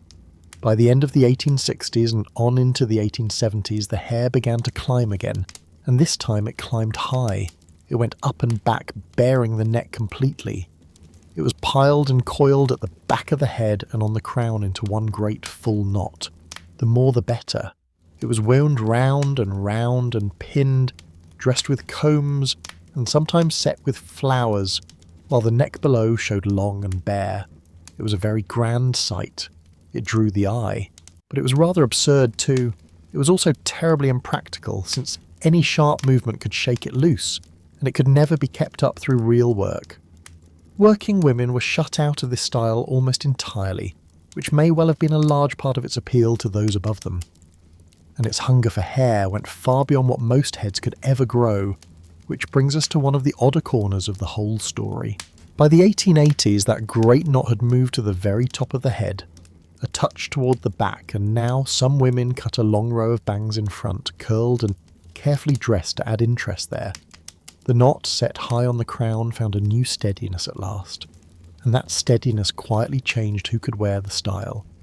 Those who were busy and active, the schoolmistresses and the maidservants, came back into the fashion, since these women could now put their hair up quickly in the morning and trust it to stay firmly through a whole day's work. A style that holds is the style a working woman can keep. And so the wheel turned again, and the fashion, after shutting these women out for years, let them slip quietly back in. Through these years, up on the head, another quiet change was taking place, and that was the slow death of the bonnet. This soft cap had ruled the first few decades, framing the face and ruling the hair beneath it. But as the styles behind rose up and swelled out, the old tight-wrapped soft cap no longer suited them, and so the brimmed hat came along and took its place, perching high on the head with no need to crush the great arrangement beneath. This was, in its way, a small revolution. The bonnet had tied under the chin and wrapped the face like a shell. The brimmed hat, by contrast, sat lightly on the hair and left the face open to the day. And the hair below was freer for it too, no longer flattened and hidden, but heaped up and shown off. Now, back to that odd corner, where did all that extra hair come from? Those great full styles, and especially the ones that towered up high, needed far more hair than most heads ever grew, and so a whole industry sprang up to make up the difference. A woman could buy false hair in every colour, size and shape, dressed to match her own or to add to it. There were ready-made knots done up in the latest fashion to be pinned straight on. There were long braids to wind around one's own hair. There were loose strands sewn onto little bands to be worked in for length. And there were ready-made curls held with clips to be pinned on wherever a curl was wanted. The makers kept a sharp eye on the fashion. They could copy every new look within a few days, so a woman never had to fear falling behind. The actresses of the day were great buyers of these things, and great pioneers of new fashions, and much admired on both counts. All that hair had to come from somewhere, from someone. And here the story grows quiet, and a little bit sad too. For the poor, a thick head of long hair was something that could be sold. And if the colour was right, it could fetch a good price, so a woman who truly needed money might sell her hair for cash and watch it be carried away to adorn a wealthier head. It was the length that the manufacturers prized, and some colours were far more sought after than others. A head of blonde hair could bring in a large sum, while red hair was hardly wanted at all. And what's more, the hair wasn't always given by the living, or given willingly. Some was taken from the dead, sold off in secret by undertakers who really shouldn't have been doing it. And this happened so often that many poor families began to prefer the kind of funeral where the face of the dead could be seen, to make sure they were whole and untouched. Even so, the trade at home couldn't meet the demand. Great quantities of hair shipped in from far away made up a huge business, and much of it came from India, because it was thought to be very close to European hair. The methods of collection there were no gentler than at home, and then it was shipped, bleached, sorted, and worked on in little workshops in London, until at last it came to rest on the head of a lady before her mirror, carefully arranged, pinned, and admired. I can't just pass over this lightly, even though the fashion plates never lingered on it for even a second. Behind the beautiful, abundant head of hair on a well-dressed woman, there might stand another woman entirely. A poor one, now shorn of her hair, a woman who sold the only good thing she owned for money. That lady would never know her, would never think of her, would never even guess that the soft coil of hair that suited her so well at the back of her head had once grown on the head of a stranger in some cottage or remote village across the sea. This was one of the countless invisible quiet threads woven between the rich and the poor, between the pretty surface of things and the cost hidden underneath. All I ask is that when that pretty hair is coiled up before the mirror, we spare a small thought in our hearts for that woman, whoever she was. The hair that went up in the morning had to come down at night, and the evening had its own quiet ritual to match the morning's. At the end of the day, the pins were taken out again, and the whole head of hair was combed out long and loose, freed at last from its net and its styling. Then many women would braid it into a loose plait to sleep in, to keep it from tangling in the night, and to save a little labour in the morning. There was a special sense of ease in this unbinding at the end of the day. The weight of the coil lifted off, the scalp set free, the hair falling loose across the shoulders. This is one of those small daily comforts that hasn't changed at all to this day, and it needs no explaining to anyone who has felt it. At least Harriet's own hair, every strand of it was her own, thick enough that she didn't need to borrow any false pieces, and Bessie had nearly finished with it now. The parting was made straight and clean. The hair on each side lay smoothly over the ears. Every strand was in the place it ought to be. The whole head of hair was gathered low at the back, settled into its net, neat and secure, ready for the new day, and ready for the bonnet she would wear over it when she went out. Bessie pushed in the last pin and stepped back. Together, as they did every morning of their lives, they looked at the result in the mirror. It would hold. It always held. Whatever her station, this was something a woman shared with every other woman. From the grandest lady down to the poorest girl at the water pump. All of them had hair to tend. All of them spent part of every day tending it, putting it up in the morning, taking it down at night, working hard to shape it into whatever form the year demanded. This was the one ornament that came with birth itself, that needed no purse to own, only time and patience to keep. Rich or poor, a woman's hair was her own, and the daily putting up and taking down was part of the plain rhythm of life. Once her hair was combed, pinned, and settled in its net, Harriet was nearly ready, though there were a small thing or two left to attend to before she was quite finished. On the dressing table, arranged in a rather modest little row, were the small bottles and jars that kept a Victorian woman's hair in order. Here was a pot of hair wax, a little bottle of hair oil, and another bottle of the clear setting liquid known as bandoline, a wide-toothed comb, and the hairbrush that had already done its long morning's work. This was a quiet little arsenal, most of it made at home in the kitchen, and every piece had its use, and nearly all of it was a private affair. A man might go to the barber to be trimmed and styled openly in front of other men. A woman never did that.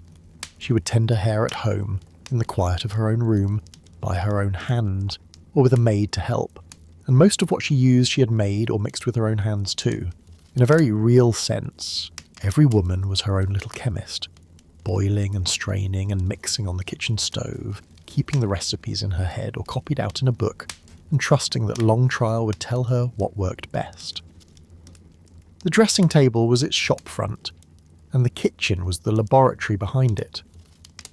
Before all this, there was first the question of washing the hair. In this, the whole century completely changed its ideas over the course of Harriet's life. In the earlier years, washing the hair with water was a bold and suspect thing to do, frowned upon by the health guides that were popular at the time. Back then, people believed that the proper way to keep hair clean was not to wet it at all, but to brush it thoroughly and at length twice a day, brushing out the dust and the dirt, and drawing the hair's own natural oils down along the strands to keep it glossy. A woman would first lay a cloth over her shoulders to catch what the comb brushed out, and to see with her own eyes what came away. And plenty did come away.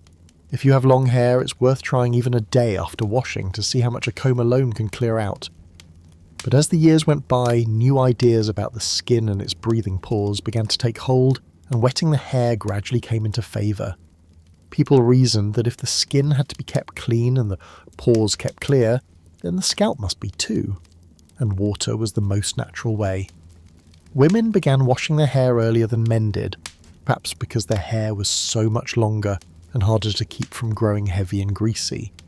Perhaps because long hair invited the same treatment as long cloth, being washed like linen.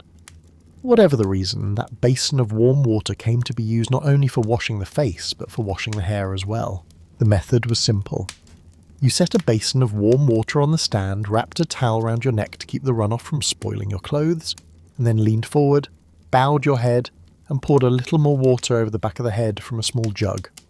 Plain water would do, but many preferred to wash with rosemary water, steeped in hot water and then strained.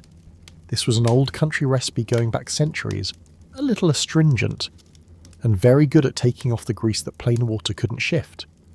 It also carried that clean, crisp scent of the herb, so that when a woman had finished, her hair smelled like a garden. Using soap on the hair was a newer and riskier thing, to be approached with care. The soap of the day was harsh, very alkaline, and not always kind to the hair. Used too much, it could leave the hair dry and brittle and the scalp sore, and it might even wash the colour out, or, more strangely still, turn a head of blonde hair slightly green. Those with naturally oily hair had the best of it. The oilier the hair, the safer the soap. Dry hair could end up worse after washing them before. Soft rainwater was thought gentler than hard water, and the greatest rule was to choose a mild soap and to use very little of it. However the hair was washed, it needed help afterward. A little hair oil or hair wax rubbed in to restore the smoothness the washing had stripped away, followed by a long and thorough combing to carry these dressings all the way down to the ends. As for how often to wash, the advice was, not too often. Once a week was thought enough, and washing every day was thought to do more harm than good, leaving the hair dry and brittle. This piece of advice held broadly true for nearly 100 years to come. It's worth noticing how, in all of this, the meaning of combing changed. I think this is a lovely little example of how a good habit can outlive its original purpose. Once the comb had been the cleaner of the hair, the whole method of keeping it fresh, but once water washing came in and took over the cleaning work, the comb wasn't thrown away. It was given a new purpose. Now it was praised for its power to spread the oils back along the strands after washing had stripped them away, to restore the shine, to feed and to smooth the hair. The advice of the day was to comb a full 5 minutes morning and evening. The same motion, the same 100 strokes, only now explained in a different way. People are reluctant to give up a good habit, and very good at finding fresh reasons for it. Now to these bottles and jars, and the small daily art of keeping the hair fixed in place. A smooth, shining precision was the whole ideal that was aimed at, with no room for a single stray hair, and almost no woman could manage that with her own hair alone. She needed help, and this help came mainly in 3 forms. The first was Bandoline, the clear setting agent, the plain ancestor of the hair gel we all know. In truth, it wasn't so very different. Set a Victorian setting agent beside a modern spray, and you would struggle to tell any difference in how they worked. It was made at home from simple materials, gum or starch dissolved in water, with a little alcohol added, then scent and colouring, and a bit more of something to keep it from spoiling. A woman could make 2 kinds, and each one had its supporters. One was based on gum, either tragacanth or gum arabic, dissolved and lightly scented, and it held the hair firmly, though the gum kinds tended to build up over time and needed a good wash in warm water to clear them away completely. The other was based on starch, rice starch mixed with a little alcohol, and this one had its own particular charm. It went on clear and it set the hair for the whole day. Then, when the hair was combed out at night, it fell away like a fine white dust, carrying off the day's dirt and grease from the hair along with it. A woman who used the starch setting lotion could go a long stretch between proper hair washes, keeping her hair clean and bright by combing alone. I find that truly clever, and rather delightful too. Here was a setting lotion that not only held the hair during the day but cleaned it at night, 2 tasks folded into one, and all of it made from a spoonful of starch and a little alcohol. No chemist invented it in a laboratory. Some woman worked it out at her own table, told another woman, who told someone else, until it found its way into a magazine to be shared by everyone. So many Victorian beauty secrets were like this. Simple kitchen science passed from hand to mouth, quietly showing its wisdom and costing almost nothing at all. The second helping form was pomade, which was closer to the modern styling wax, used to shape and hold down those stubborn little bits of hair, the small curls and the loose stray strands that would not lie flat. It was made of animal fat and wax melted together with scent added, and it softened at the warmth of the fingers so it could be spread evenly, then set firm again as it cooled, holding the hair just right. The fat might be lard, or beef tallow, or mutton tallow, or deer fat. The wax might be beeswax or something else.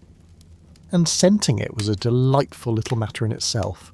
A woman might perfume her pomade with lavender, rose, lemon, or bergamot, or with spices like cinnamon and nutmeg, or with garden herbs like rosemary and thyme, or, if she were flush, with costly myrrh.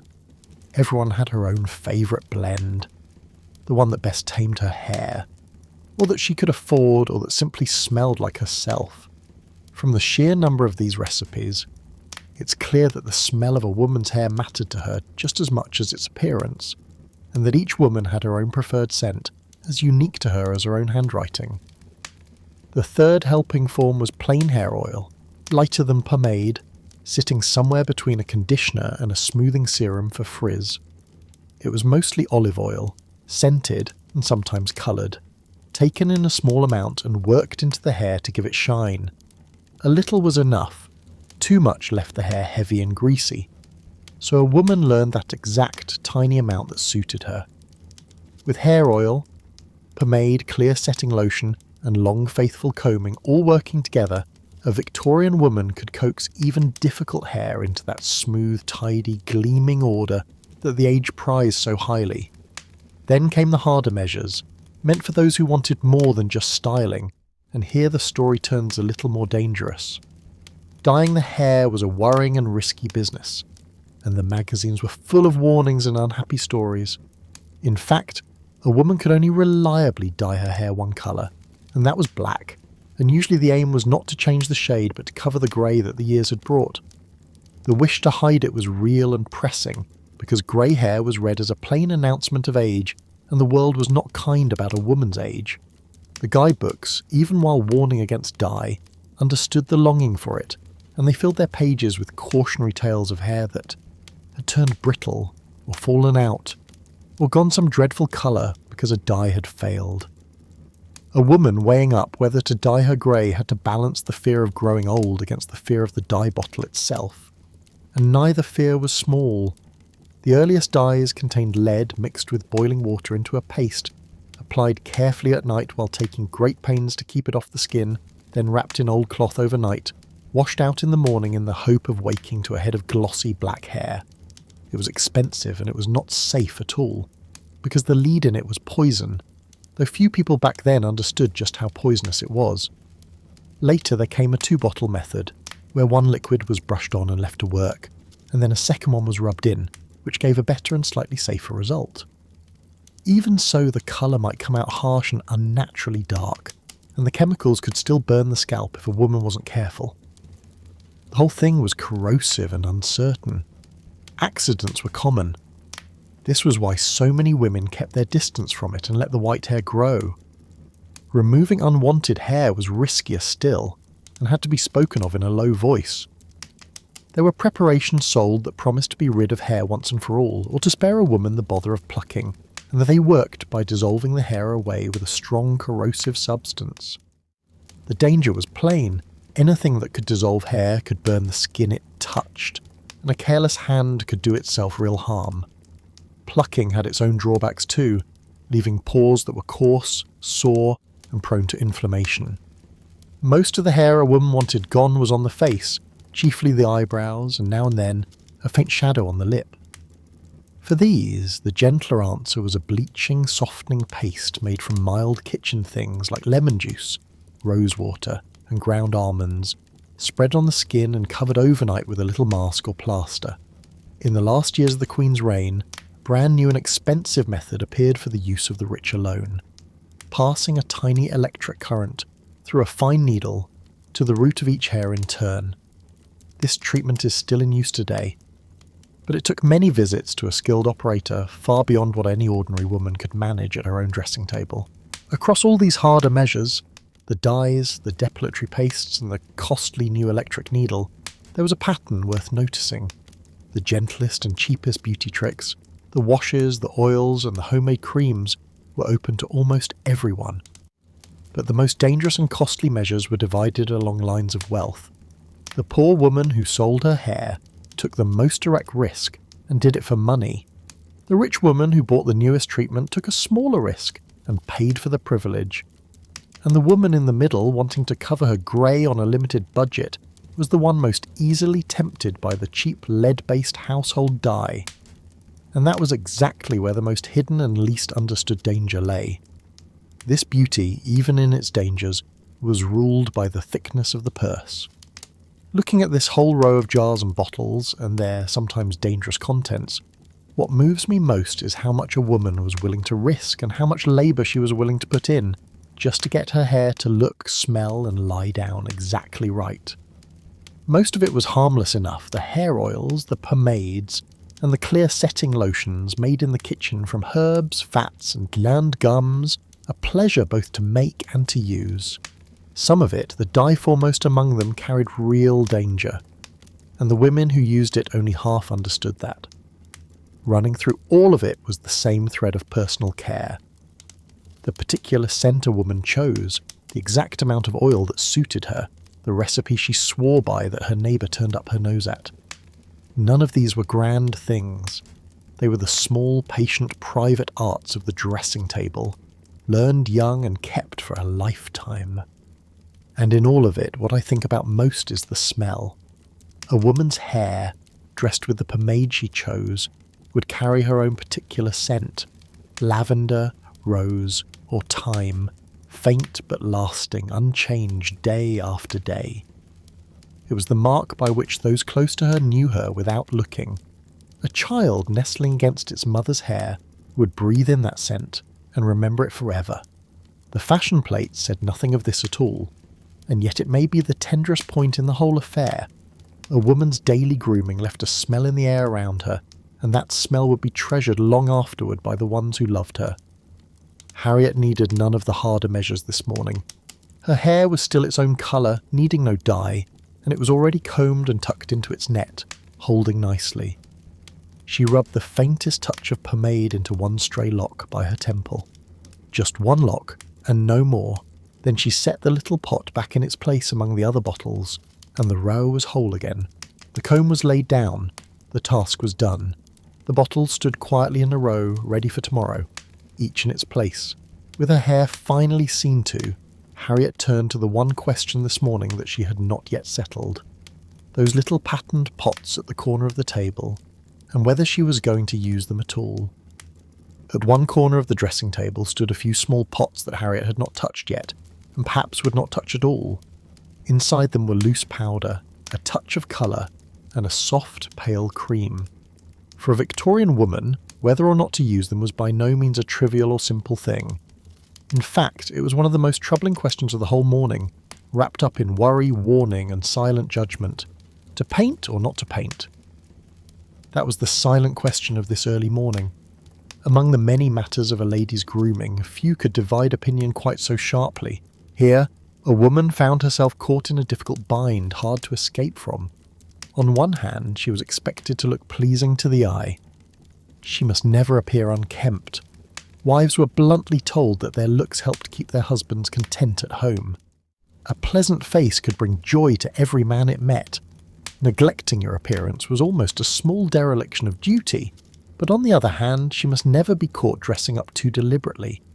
Anything that carried a hint of paint or artificial touch, any face that had been carefully made up rather than merely cared for, had a whiff of dishonesty about it, even indecency. She was supposed to be beautiful yet look effortless, and the moment that effort showed, she had done it wrong. The religious tone of that era only deepened this double bind. For the more devout, a woman's beauty was meant to be something pure and simple, a healthy glow that drew a man toward goodness and home, and paint and powder would only stain it. Magazines aimed at the pious faithful delivered the same lesson in gentler words. Keep your face clean, modest and unadorned, and let its loveliness be the pure outward sign of inner grace. In this view, painting over that natural face was not only vain but almost irreverent, a tampering with a gift from above. And so a woman heard warnings from two directions at once, the arbiters of taste and the pulpit, both telling her the very same thing: be beautiful and lovely, but do nothing at all. This suspicion ran deep, and it stretched along a moral line. To many, painting your face was carrying out a kind of deception, presenting yourself as something you were not. People quietly guessed that a woman willing to deceive in such a small matter might be willing to deceive in bigger ones too. Could a woman who painted her face be trusted? The mere question itself did the damage. The very fact that the question existed told you how much weight this thing carried. In the public mind, heavy makeup also had an ugly link to women of ill repute. So a respectable woman had every reason to steer clear of anything that might, even through the tiniest bit of colour, tie her to that sort of person. The whole matter was usually spoken of not directly as sin, but as poor taste, a violation of nature, a lack of the plain honesty that a lady was supposed to embody. When you step back and look at it, this was almost a demand that placed women in an impossible position. She was handed a standard of beauty she was expected to reach, then stripped of the very tools that could have helped her reach it, left alone to tread carefully through the narrow crack between being neglected and being contrived. Nowadays, we think nothing of a woman putting on lipstick or dusting powder on her face. It's the most ordinary thing in the world, calmly accepted, without the slightest sense of shame. But for Harriet, this was a matter to weigh carefully every morning. Knowing that whatever she did, somewhere there would always be a pair of eyes judging her for doing too little or too much. And so Victorian women grew remarkably skilled at the art of improving their looks, while insisting they had done no such thing. The main tool of this silent art was loose powder. Powder slipped almost unharmed past the broad public disapproval, and its trick lay in this. Powder could avoid being called a cosmetic, and could almost be called a medicine. It was praised for drying oily skin, smoothing the face's surface, hiding spots or small blemishes, all of which sounded like pure good care rather than vanity. In truth, it was mainly just a little scented fine starch, the very same starch used later in the day to stiffen linen, no more costly or refined than that, and if a woman wished, she could take it straight from the laundry chest and use it. To hold the scent, a bit of fragrant plant root was often mixed in, and that was about all there was to it. Advertisements pushed it hard, declaring that no lady's dressing table was complete without a fine absorbent powder. And this time the moralist let the claim pass, since powder was cheap and plain and easily spoken of as a matter of hygiene rather than for show. To be fair, it had one charge it couldn't shake off. Powder settled on the skin and clogged the pores, which was no small flaw for an age that believed the skin must breathe. But this was the only reproach that could be pinned on powder, and the woman, troubled by it, could always tell herself she had dusted on only the thinnest layer, and then think no more of it. Pure white powder had a special and welcome effect. It could lighten the face by a shade, helping to create the pale, clear complexion so admired in that era. But powder didn't have to be white. It could be tinted, and here this quiet art grew even more hidden. A faintly pink powder gave the cheeks a soft colour, a hint of health and rosiness. And since it was, after all, only powder, a woman could apply it and then tell herself with a straight face that she wasn't wearing makeup at all. It was a small and gentle self-deception, deeply human, and it let many women have rosy cheeks and a clear conscience at the very same time. Beyond powder, there was also a soft pale cream that we would now regard as a moisturiser. Smoothed onto the face to soften and protect the skin, it too could lean toward the cosmetic without fully crossing the line.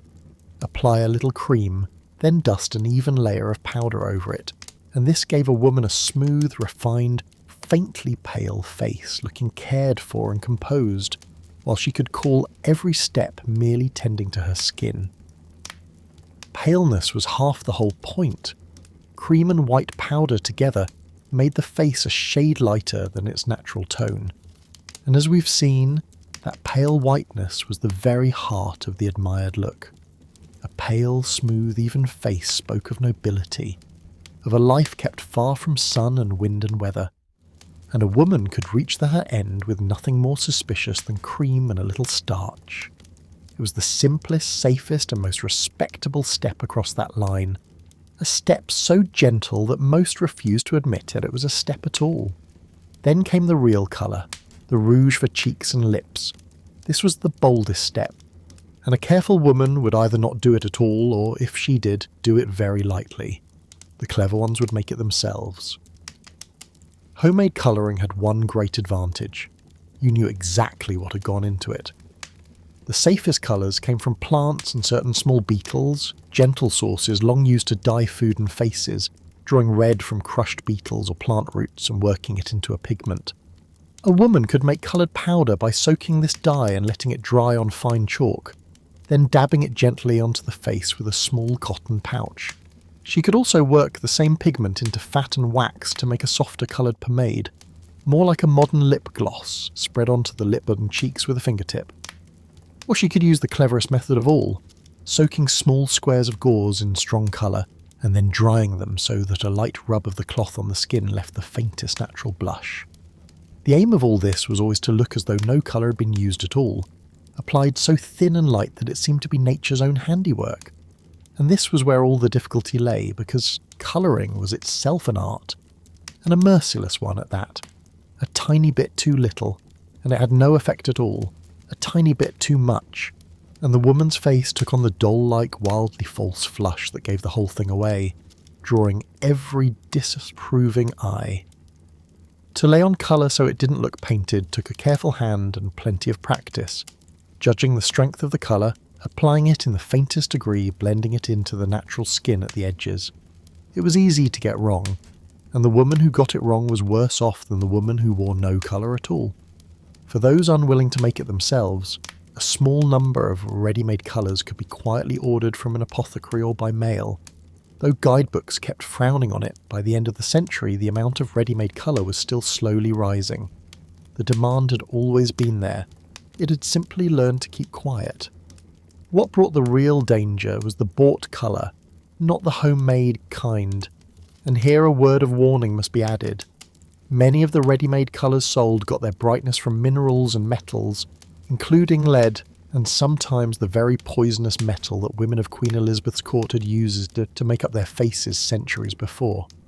These were all harmful substances, able to enter the body through the skin, or worse, when put on the lips, to be eaten little by little. by the mouth. The poisoning was slow and quiet, and no one could say exactly what harm it did, because the medicine of the time couldn't track such a thing. It did no one any good. This danger was already widely known in a general way, and this was another reason the careful woman made her own colour at home from plants and beetles, so that at least she knew nothing worse than garden dye had gone into it. The eyes had their own small concerns as well, even though they were the least painted part of the face. Women of that age did not put colour on their eyelids, that was something for later generations. But the eyebrows might be darkened a little, using something quite modest such as charcoal, or the juice of elderberries, or cloves burned down into a black powder, then brushed onto the brows to deepen and outline them. For those with real determination, there was a more elaborate method. First, you washed the eyebrows with a dark decoction drawn from the little round swellings that grow on oak trees, and then you applied a tinted wash on top to fix the colour. Still, for such a small gain, this was far more trouble than most people were willing to endure. The eyebrows could also simply be plucked into a neater shape, and strangely enough, this drew no accusation of face painting at all, since it added nothing and only took something away. There was even a completely mistaken bit of superstition that trimming the lashes with tiny scissors would make them grow longer and thicker, and some women faithfully did this, only to end up with nothing but shorter lashes for their trouble. In all of this, what I find the most human is its secrecy, the great unspoken understanding that hung over the whole business. Many women used more tricks on their faces than they were willing to admit, and everyone knew it perfectly well, yet no one said it out loud. A woman could dust herself with powder, tint herself, dab a little colour on her cheeks, and then come calmly downstairs to breakfast, knowing full well she had done nothing, absolutely nothing, only cared for her skin the way any sensible woman would. Her friends played the same game and granted her the same fiction, and so the whole silent performance carried on. It was a shared and gentle pretense, one that let a woman show her best face without ever having to admit she had tried. However much people argued in theory, it is worth mentioning that the actual amount of paint on an ordinary face really was very small. Those exhaustive warnings, the horror of the harlot with her painted cheeks, went far beyond the simple reality. Even among the women who were freely accused of face painting, those who wrote to describe them often confessed that they were astonished to find so little trace of paint on their faces. The truth is that most women, most of the time, wore almost nothing at all, at most no more than the faintest breath of loose powder, and that great moral storm raged only over the slightest bit of touching up. When all is said and done, it was much thunder and little rain. This small, silent conspiracy carried with it almost a touch of tenderness, and also a bit of sadness, that a woman could not simply, without shame, say that she had made herself pretty and was glad of it. When I sit quietly and think it over, what I feel most is a kind of sympathy for this whole tangled affair. Here women were asked to be beautiful yet forbidden to try, judged if they did too little, judged if they did too much, forced to improve their own looks in secret, and to deny it even to their closest friends. So much silent pressure was placed on something as small as a little dusting of powder. It makes me glad in a simple way for the small freedom we won later on, that we can add colour to our faces or leave them bare exactly as we please without owing anyone an explanation.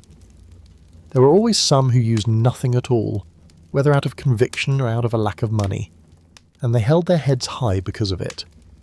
Wearing no paint at all was in itself a kind of declaration, an insistence on honesty, on natural beauty that needed no help.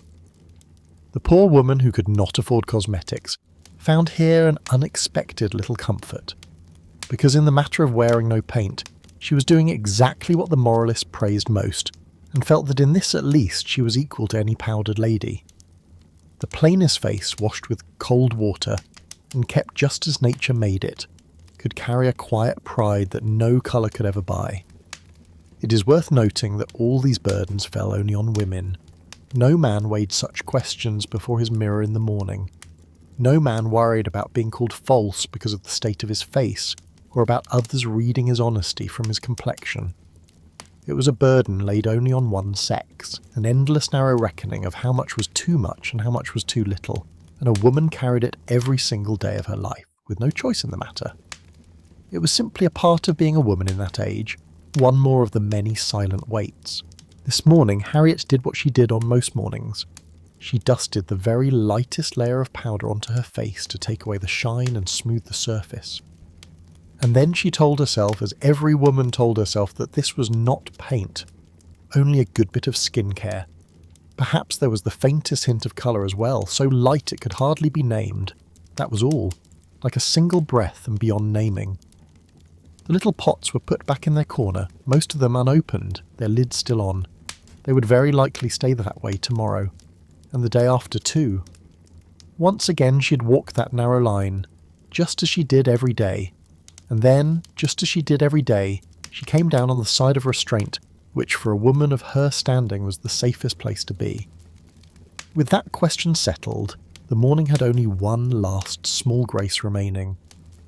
There was one more thing, one pleasant little thing, and once it was done, she was truly ready to meet the new day. Harriet rose from her dressing table, and the very last thing she did before stepping into the new day was to grace herself with a little scent. It was the smallest of gestures, only a drop or two, placed behind the ears and at the wrists, but it was the finishing touch on the whole morning's toilette, the last small pleasure that let her walk into the new day feeling entirely her own. And perfume, like so many other things on this table, carried its own quiet history. And over the passing years, just like the changes in a woman's hairstyle, it never stopped shifting its fashions. When the young queen first came to the throne, the most favoured scent was a light and famous one, built upon the blossoms of the orange tree, clean, crisp and refreshing.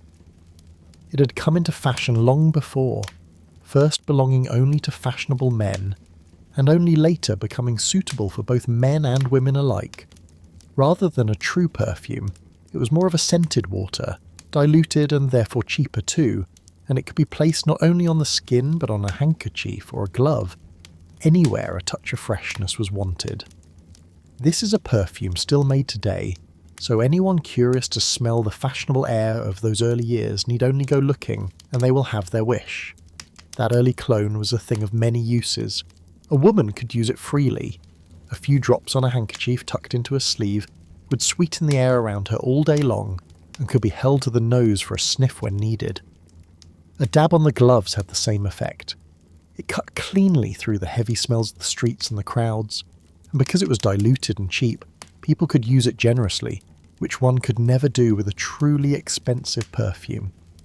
In those first years, men delighted in it just as much as women did. But this did not last. Somewhere around the 50s, the gentlemen began, one after another, to give up perfume entirely until scent came to be seen as mainly a woman's own province, and a man carrying a strong smell of perfume began to seem a little suspect. As the years went by, perfume, like so many other things, quietly divided itself along the lines of sex. By the middle of this century, the smell that took the leading place had become something else, a bright scent blended from bergamot and lemon, and it seemed to seep into everything. It was in the hand creams and in the hair pomades, and even in the little cushions women used to hold their hairpins. This smell belonged more to women than to men, for by then the gentlemen had quietly given up their scents. One of its great advantages was that it was cheap, easy to get, and easily blended into the mixtures a woman made at home. Even an ordinary household, so long as the family's breadwinner had steady work, might keep a small jar of this bright, crisp perfume at home. Perfume was always meant to be applied lightly. A hint of scent was elegant. A cloud of it was not. Hidden within all of this was a change in the very purpose of perfume. In earlier, dirtier times, before habits of washing had taken hold, strong perfume was in some measure used to cover the smells the body inevitably gave off, a sweet mask laid over a lack of cleanliness. But as soap and water did their work, and people began to give off the very scent of cleanliness itself, the need for perfume as a disguise faded, and it became more of a pure adornment, an indulgence enjoyed purely for its own sake, no longer meant to hide a flaw. Now, a woman wearing perfume simply because she liked it, and not because she had anything to cover up, was a small sign of that century's progress. Above all, it was chemistry that spread this fragrance so widely. The clever people in the workshops discovered that they could draw the scents of fruits and flowers from the most unlikely materials, cheaply and in great quantity, whereas in the past such scents had to be won at enormous cost, pressed and distilled out of heaps of flowers. A smell that had once been the luxury of a few could suddenly be made for a few pennies and sold to the common crowd. When you think about it, there is a wonder in this. The sweet essence of lemon, once so costly and drawn from the fruit itself, could now be conjured out of the most unappealing thing, the black tar left over from the gasworks, and bought for almost nothing at all. That age had an extraordinary gift for such transformations, turning the lowly into the sweet and waste into something sought after. The noses of the poor benefited by it, breathing in scents their own grandmothers could never have afforded. This was the engine that spread perfume throughout the whole of society, and, as we have seen, it was this very thing that sent the rich turning once again toward whatever was rare and expensive. There's something worth pausing on the way a smell can pin down an era just as surely as a gown or a hairstyle can. A fragrance that seemed the very height of freshness in one decade could come to seem coarse and dated in the next, and a woman who clung tightly to the perfume of her youth might find, without ever meaning to, that she carried about her the scent of years gone by. Fashion is restless in all things, and there's no corner of the dressing table it doesn't reach. Not even the unseen corner, which is the scent a person leaves hanging in the air behind them as they pass. But the deeper story about perfume in these years is a story about who could have it, and this is one of the era's neat little ironies. For most of the century, perfume had been expensive, painstakingly drawn out of flowers and herbs, scarce and precious in what it yielded. Then the chemists learned their craft and began to conjure scent cheaply out of the most unlikely materials, and the price of sweet smells began to fall. Perfume worked its way further and further down through society, reaching a breadth it had never touched before, until even a housemaid could buy herself a cake of scented soap and go about carrying a pleasant smell. And just as she was able to do that, the fashionable society above her recoiled and turned to the heights, abandoning the simple single scent and taking up instead the rich, complex, expensive perfumes blended from a dozen precious materials.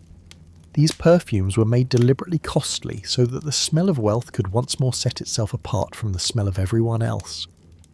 A sweet scent that had once been shared by all became in an instant expensive again at the top, all to keep up the distance between classes that the age held so dear. Meanwhile, in the middle and the bottom of society, at the close of the century, one modest fragrance reigned above all others, and that was lavender. It was everywhere, in every drawer and every cupboard. Lavender oil, lavender water, mixed into soap, dried and tucked into little bags among the linen, its scent drifting up out of tens of thousands of drawers and wardrobes across the land. To feed this demand, whole fields of lavender were planted, both at home and over the water in France. More than any other smell, it stood for the plain, sweet breath of an ordinary, respectable household. It was the very byword for being proper. The loveliest thing about lavender was that a girl could make it herself. Most girls of the late Victorian age learned at their mother's knee the little craft of making a lavender bag, plucking a bunch of stems from the garden, binding them tightly just below the flower heads, then bending the long stems back over the flowers and weaving a ribbon up and down between them until the blossoms were locked inside this little cage made of their own stalks, and finally tying a bow at the end. It was a simple, satisfying thing, and a girl who learnt the craft from her mother would very likely in time pass it on to her own daughter. There was a long, unbroken chain in this, handed down through the years from mother to daughter, each one passing on this little trick of keeping the sweetness of summer with a ribbon, laying it among the linen and breathing its scent all through the winter. And that smell of lavender rising up from an opened drawer became, for so many, the true smell of home itself. A child raised in such a house would know it all their life, that clean, faint, flowery sweetness rising from the folded sheets, and meeting it again years later and miles away, would carry them back in a heartbeat straight to their mother's linen cupboard, back to that safe and ordinary childhood. Smell has just this power to wrap a whole world up inside itself. These careful acts of grooming that we're following today shape not only how a woman looked, but how her home and her family would be remembered. A smell can linger longer than almost anything else. Harriet has now dabbed on her own perfume, and her morning at the mirror is truly at an end. The whole long ritual is complete: the washing, the tending of the hands, the care of the skin, the dressing of the hair. That little bit of thought about powder, and now this final drop of scent. She rises from the low chair. The morning's work is behind her. She's ready at last, ready to go down, to go out, and to step into the new day. We could leave her here and let her walk off into her morning. But there's one more thing to see, because a day that begins with water also ends with water. And it's worth following her all the way to the day's close. Let's now step lightly over the long hours of the day and come to the evening, when the light has faded and the house is settling towards sleep. If the morning wash was a quick daily affair, the evening might now and then bring something richer, a good warm wash by the fire, or the occasional bath in a comfortable home. But here a simple truth must be spoken, that bathing was nothing like as easy as we know it. It was an enormous undertaking. Few homes had a room set aside for bathing, and there was no plumbing to bring in the water. A bath meant heating water on the stove pot by pot, once the day's cooking was done and the stove stood free, and then carrying it jug by heavy jug to wherever the tub had been placed. Here's something that will surprise us now, because it turns our whole idea of bathing on its head. For most of the Queen's reign, bathing wasn't really about staying clean at all. It was about health. Bathing belonged to the world of medicine, not to the world of hygiene. It came in a bewildering variety. Hot, warm and cold, fresh water and salt to soothe the nerves or to stir the blood, to ease aching joints, to settle the stomach, or to calm a troubled mood. The cold bath especially was thought a fine tonic, and people believed that its first shock got the blood moving and toughened the body against illness. Very few people then owned a proper tub, and so a good number of firms did a handsome business in hiring tubs out by the week or by the month, and saw to the delivery of the hot water too, carried in by light-footed men who took care not to disturb the bather already soaking within. As for the idea of a bath as a warm, cosy thing to sink into at the end of the day, purely for the pleasure of it, that notion was still slowly taking shape. It would be quite some time before it spread fully, and a deep, full-body soak was rarer still, and truth be told, it was more a man's pleasure than a woman's, for a woman was bound up by a sense of decency and couldn't wash openly and freely the way a man could, and she wouldn't sit bare even in her own warm kitchen. When a woman did bathe, it was most often in a shallow-bottomed hip bath, a low tub she sat down in with her feet out over the side, the water only a few inches deep, drawn up close to the fire both for warmth and for privacy. It was a modest, half-hidden sort of wash, nothing at all like the comfortable deep hot bath that the word calls to mind now. For many a woman, an evening stand-up wash by the fire with warm water, the very same method as the morning, served just as well at the end of the day. Even the shallow hip bath was hard work and a small ritual, and for most people it was rarely an every night thing. For an ordinary woman, any real bathing of any kind might come once a week at the most, while the daily cleaning was left, just as in the morning, to the faithful basin and the flannel cloth. It's worth remembering this, and not being fooled by the modern picture of an easy nightly bath. For the Victorians, getting clean was mainly a matter of a cloth and a little water, patiently wiped over the skin, while the bath was a rarer, harder, more deliberate thing. But whatever its form, there was a special sweetness in the evening wash that set a fitting full stop on the day and on our story. Picture the scene, if you will. The room with the firelight flickering warm as spring. The water was got up and heated with such effort that not a drop could be wasted, and every bit of its warmth could be felt and treasured. The troubles of the long day were rinsed away with it. The day let go. The morning scent had now faded, ready to be put on again or set aside for sleep. A woman, clean and warm all over, at last made her way towards her bed, feeling that special, deep comfort that only warm water can bring at the end of a weary day. a comfort so old and so simple that anyone who has ever felt it needs no explaining. There's a lovely completeness, I think, in framing a whole day with 2 washes, the quick cool basin of morning that met her as she woke, and the slow warm bath water at the day's end. A Victorian woman's day opened with water and closed with water, and all of it was drawn and heated and carried by hard-working pairs of hands, very often the weary hands of a girl like Sally, who lit the last fire and carried the last few jugs, and then, once again, kept nothing for herself but the cold and the leftovers. From that first handful of water before daybreak to the last handful by the fire at night, the plain daily business of staying clean and decent and cared for ran right through it all, making up the ordinary frame on which this whole day, and indeed a whole life, hung. How much it took to make that quiet figure of a clean and decent woman. The wash at dawn and kin, and the carefully chosen soap, the patient care of the hands, the softening of the skin, the long grooming, the hair oils and the pomades, the little choice about powder, and that final drop of scent. And behind all of it, the lighting of fires, the heating and carrying of water, the plucking of flowers from the bushes, the tying of lavender with ribbon, and countless small labours, most of them done by women whose names we don't know. In the end, it took a great deal of quiet work to make one ordinary morning, and through the long years of that century, countless women did these things every single day, unseen and unremarked, day after day after day. As this day comes to a close, we leave Harriet. She is warm, clean, ready to rest. The fire is slowly fading, the water is slowly cooling, and the long ritual of the day is folded away, until tomorrow morning brings it around once more.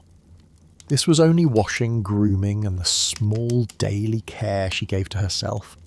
In its own quiet way, it too became a plain rhythm within human life, old as warm water, gentle as a mother's hands passing through her daughter's hair.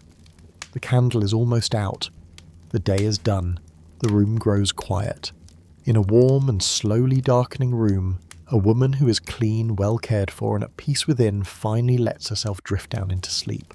And so our day has come quietly to its end, just as every day of that century did, in a warm and slowly darkening room, with the water in the basin slowly cooling and the fire slowly fading. You and I have kept company with an ordinary woman from that first cold touch of water before dawn to the last warm comfort of the evening. We watched Harriet sit before the mirror. We watched Bessie stand behind her shoulder holding the comb, and we haven't forgotten Sally in the room downstairs, who rose the earliest, who carried every drop of water, yet kept only the cold for herself. These women are all long gone now, together with their tiny daily labours, and yet for a small while tonight we return to them in imagination, spared a moment's thought to think of those countless quiet hands that heated the water, gathered the flowers, and combed the hair, whose names no book ever bothered to keep. There is a tenderness in this, I think, remembering the ordinary overlooked things, the plain daily care that filled so many lives yet left almost no trace. There is a comfort in it too, passed all the way down to us, for the same warm water, the same clean sheets, the same small pleasure of being looked after at the end of a tiring day, belong to you tonight just as they once belonged to her. Let all of this be a part of what carries you into sleep. If, in all of this, there is something that stays with you in your heart, a scent, a small forgotten custom, a thought about a young girl's cold hands in the dark, we warmly welcome you to leave a few gentle words below and to tell us where you are listening tonight. There is no rush, and it isn't required. If you like, it can wait until tomorrow morning. If these quiet histories are a comfort to you, we welcome you to linger a little longer and to follow us. This is a small and unhurried channel, and its whole purpose is simple: to wander slowly through the ordinary days of the past, to find a little peace within them, and perhaps a touch of sleepiness too. There is still so much waiting for us to see: medieval kitchens, the long hours of ancient Greece, the stillness of ancient Egyptian nights, and beyond all that 100 ordinary mornings, each with its own small labours, each with its own forgotten people waiting patiently to be imagined once more. We are glad and grateful to have your company on the journeys ahead, and there is no need to hurry, but none of that matters just now.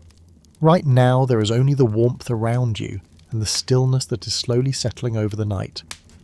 If your eyelids have already grown heavy and your breathing has already grown slow, then this story has already done all it set out to do. Thank you for being here tonight, spending this evening in the company of a Victorian morning. Rest now. There is nothing left for you to do tonight. Sleep well.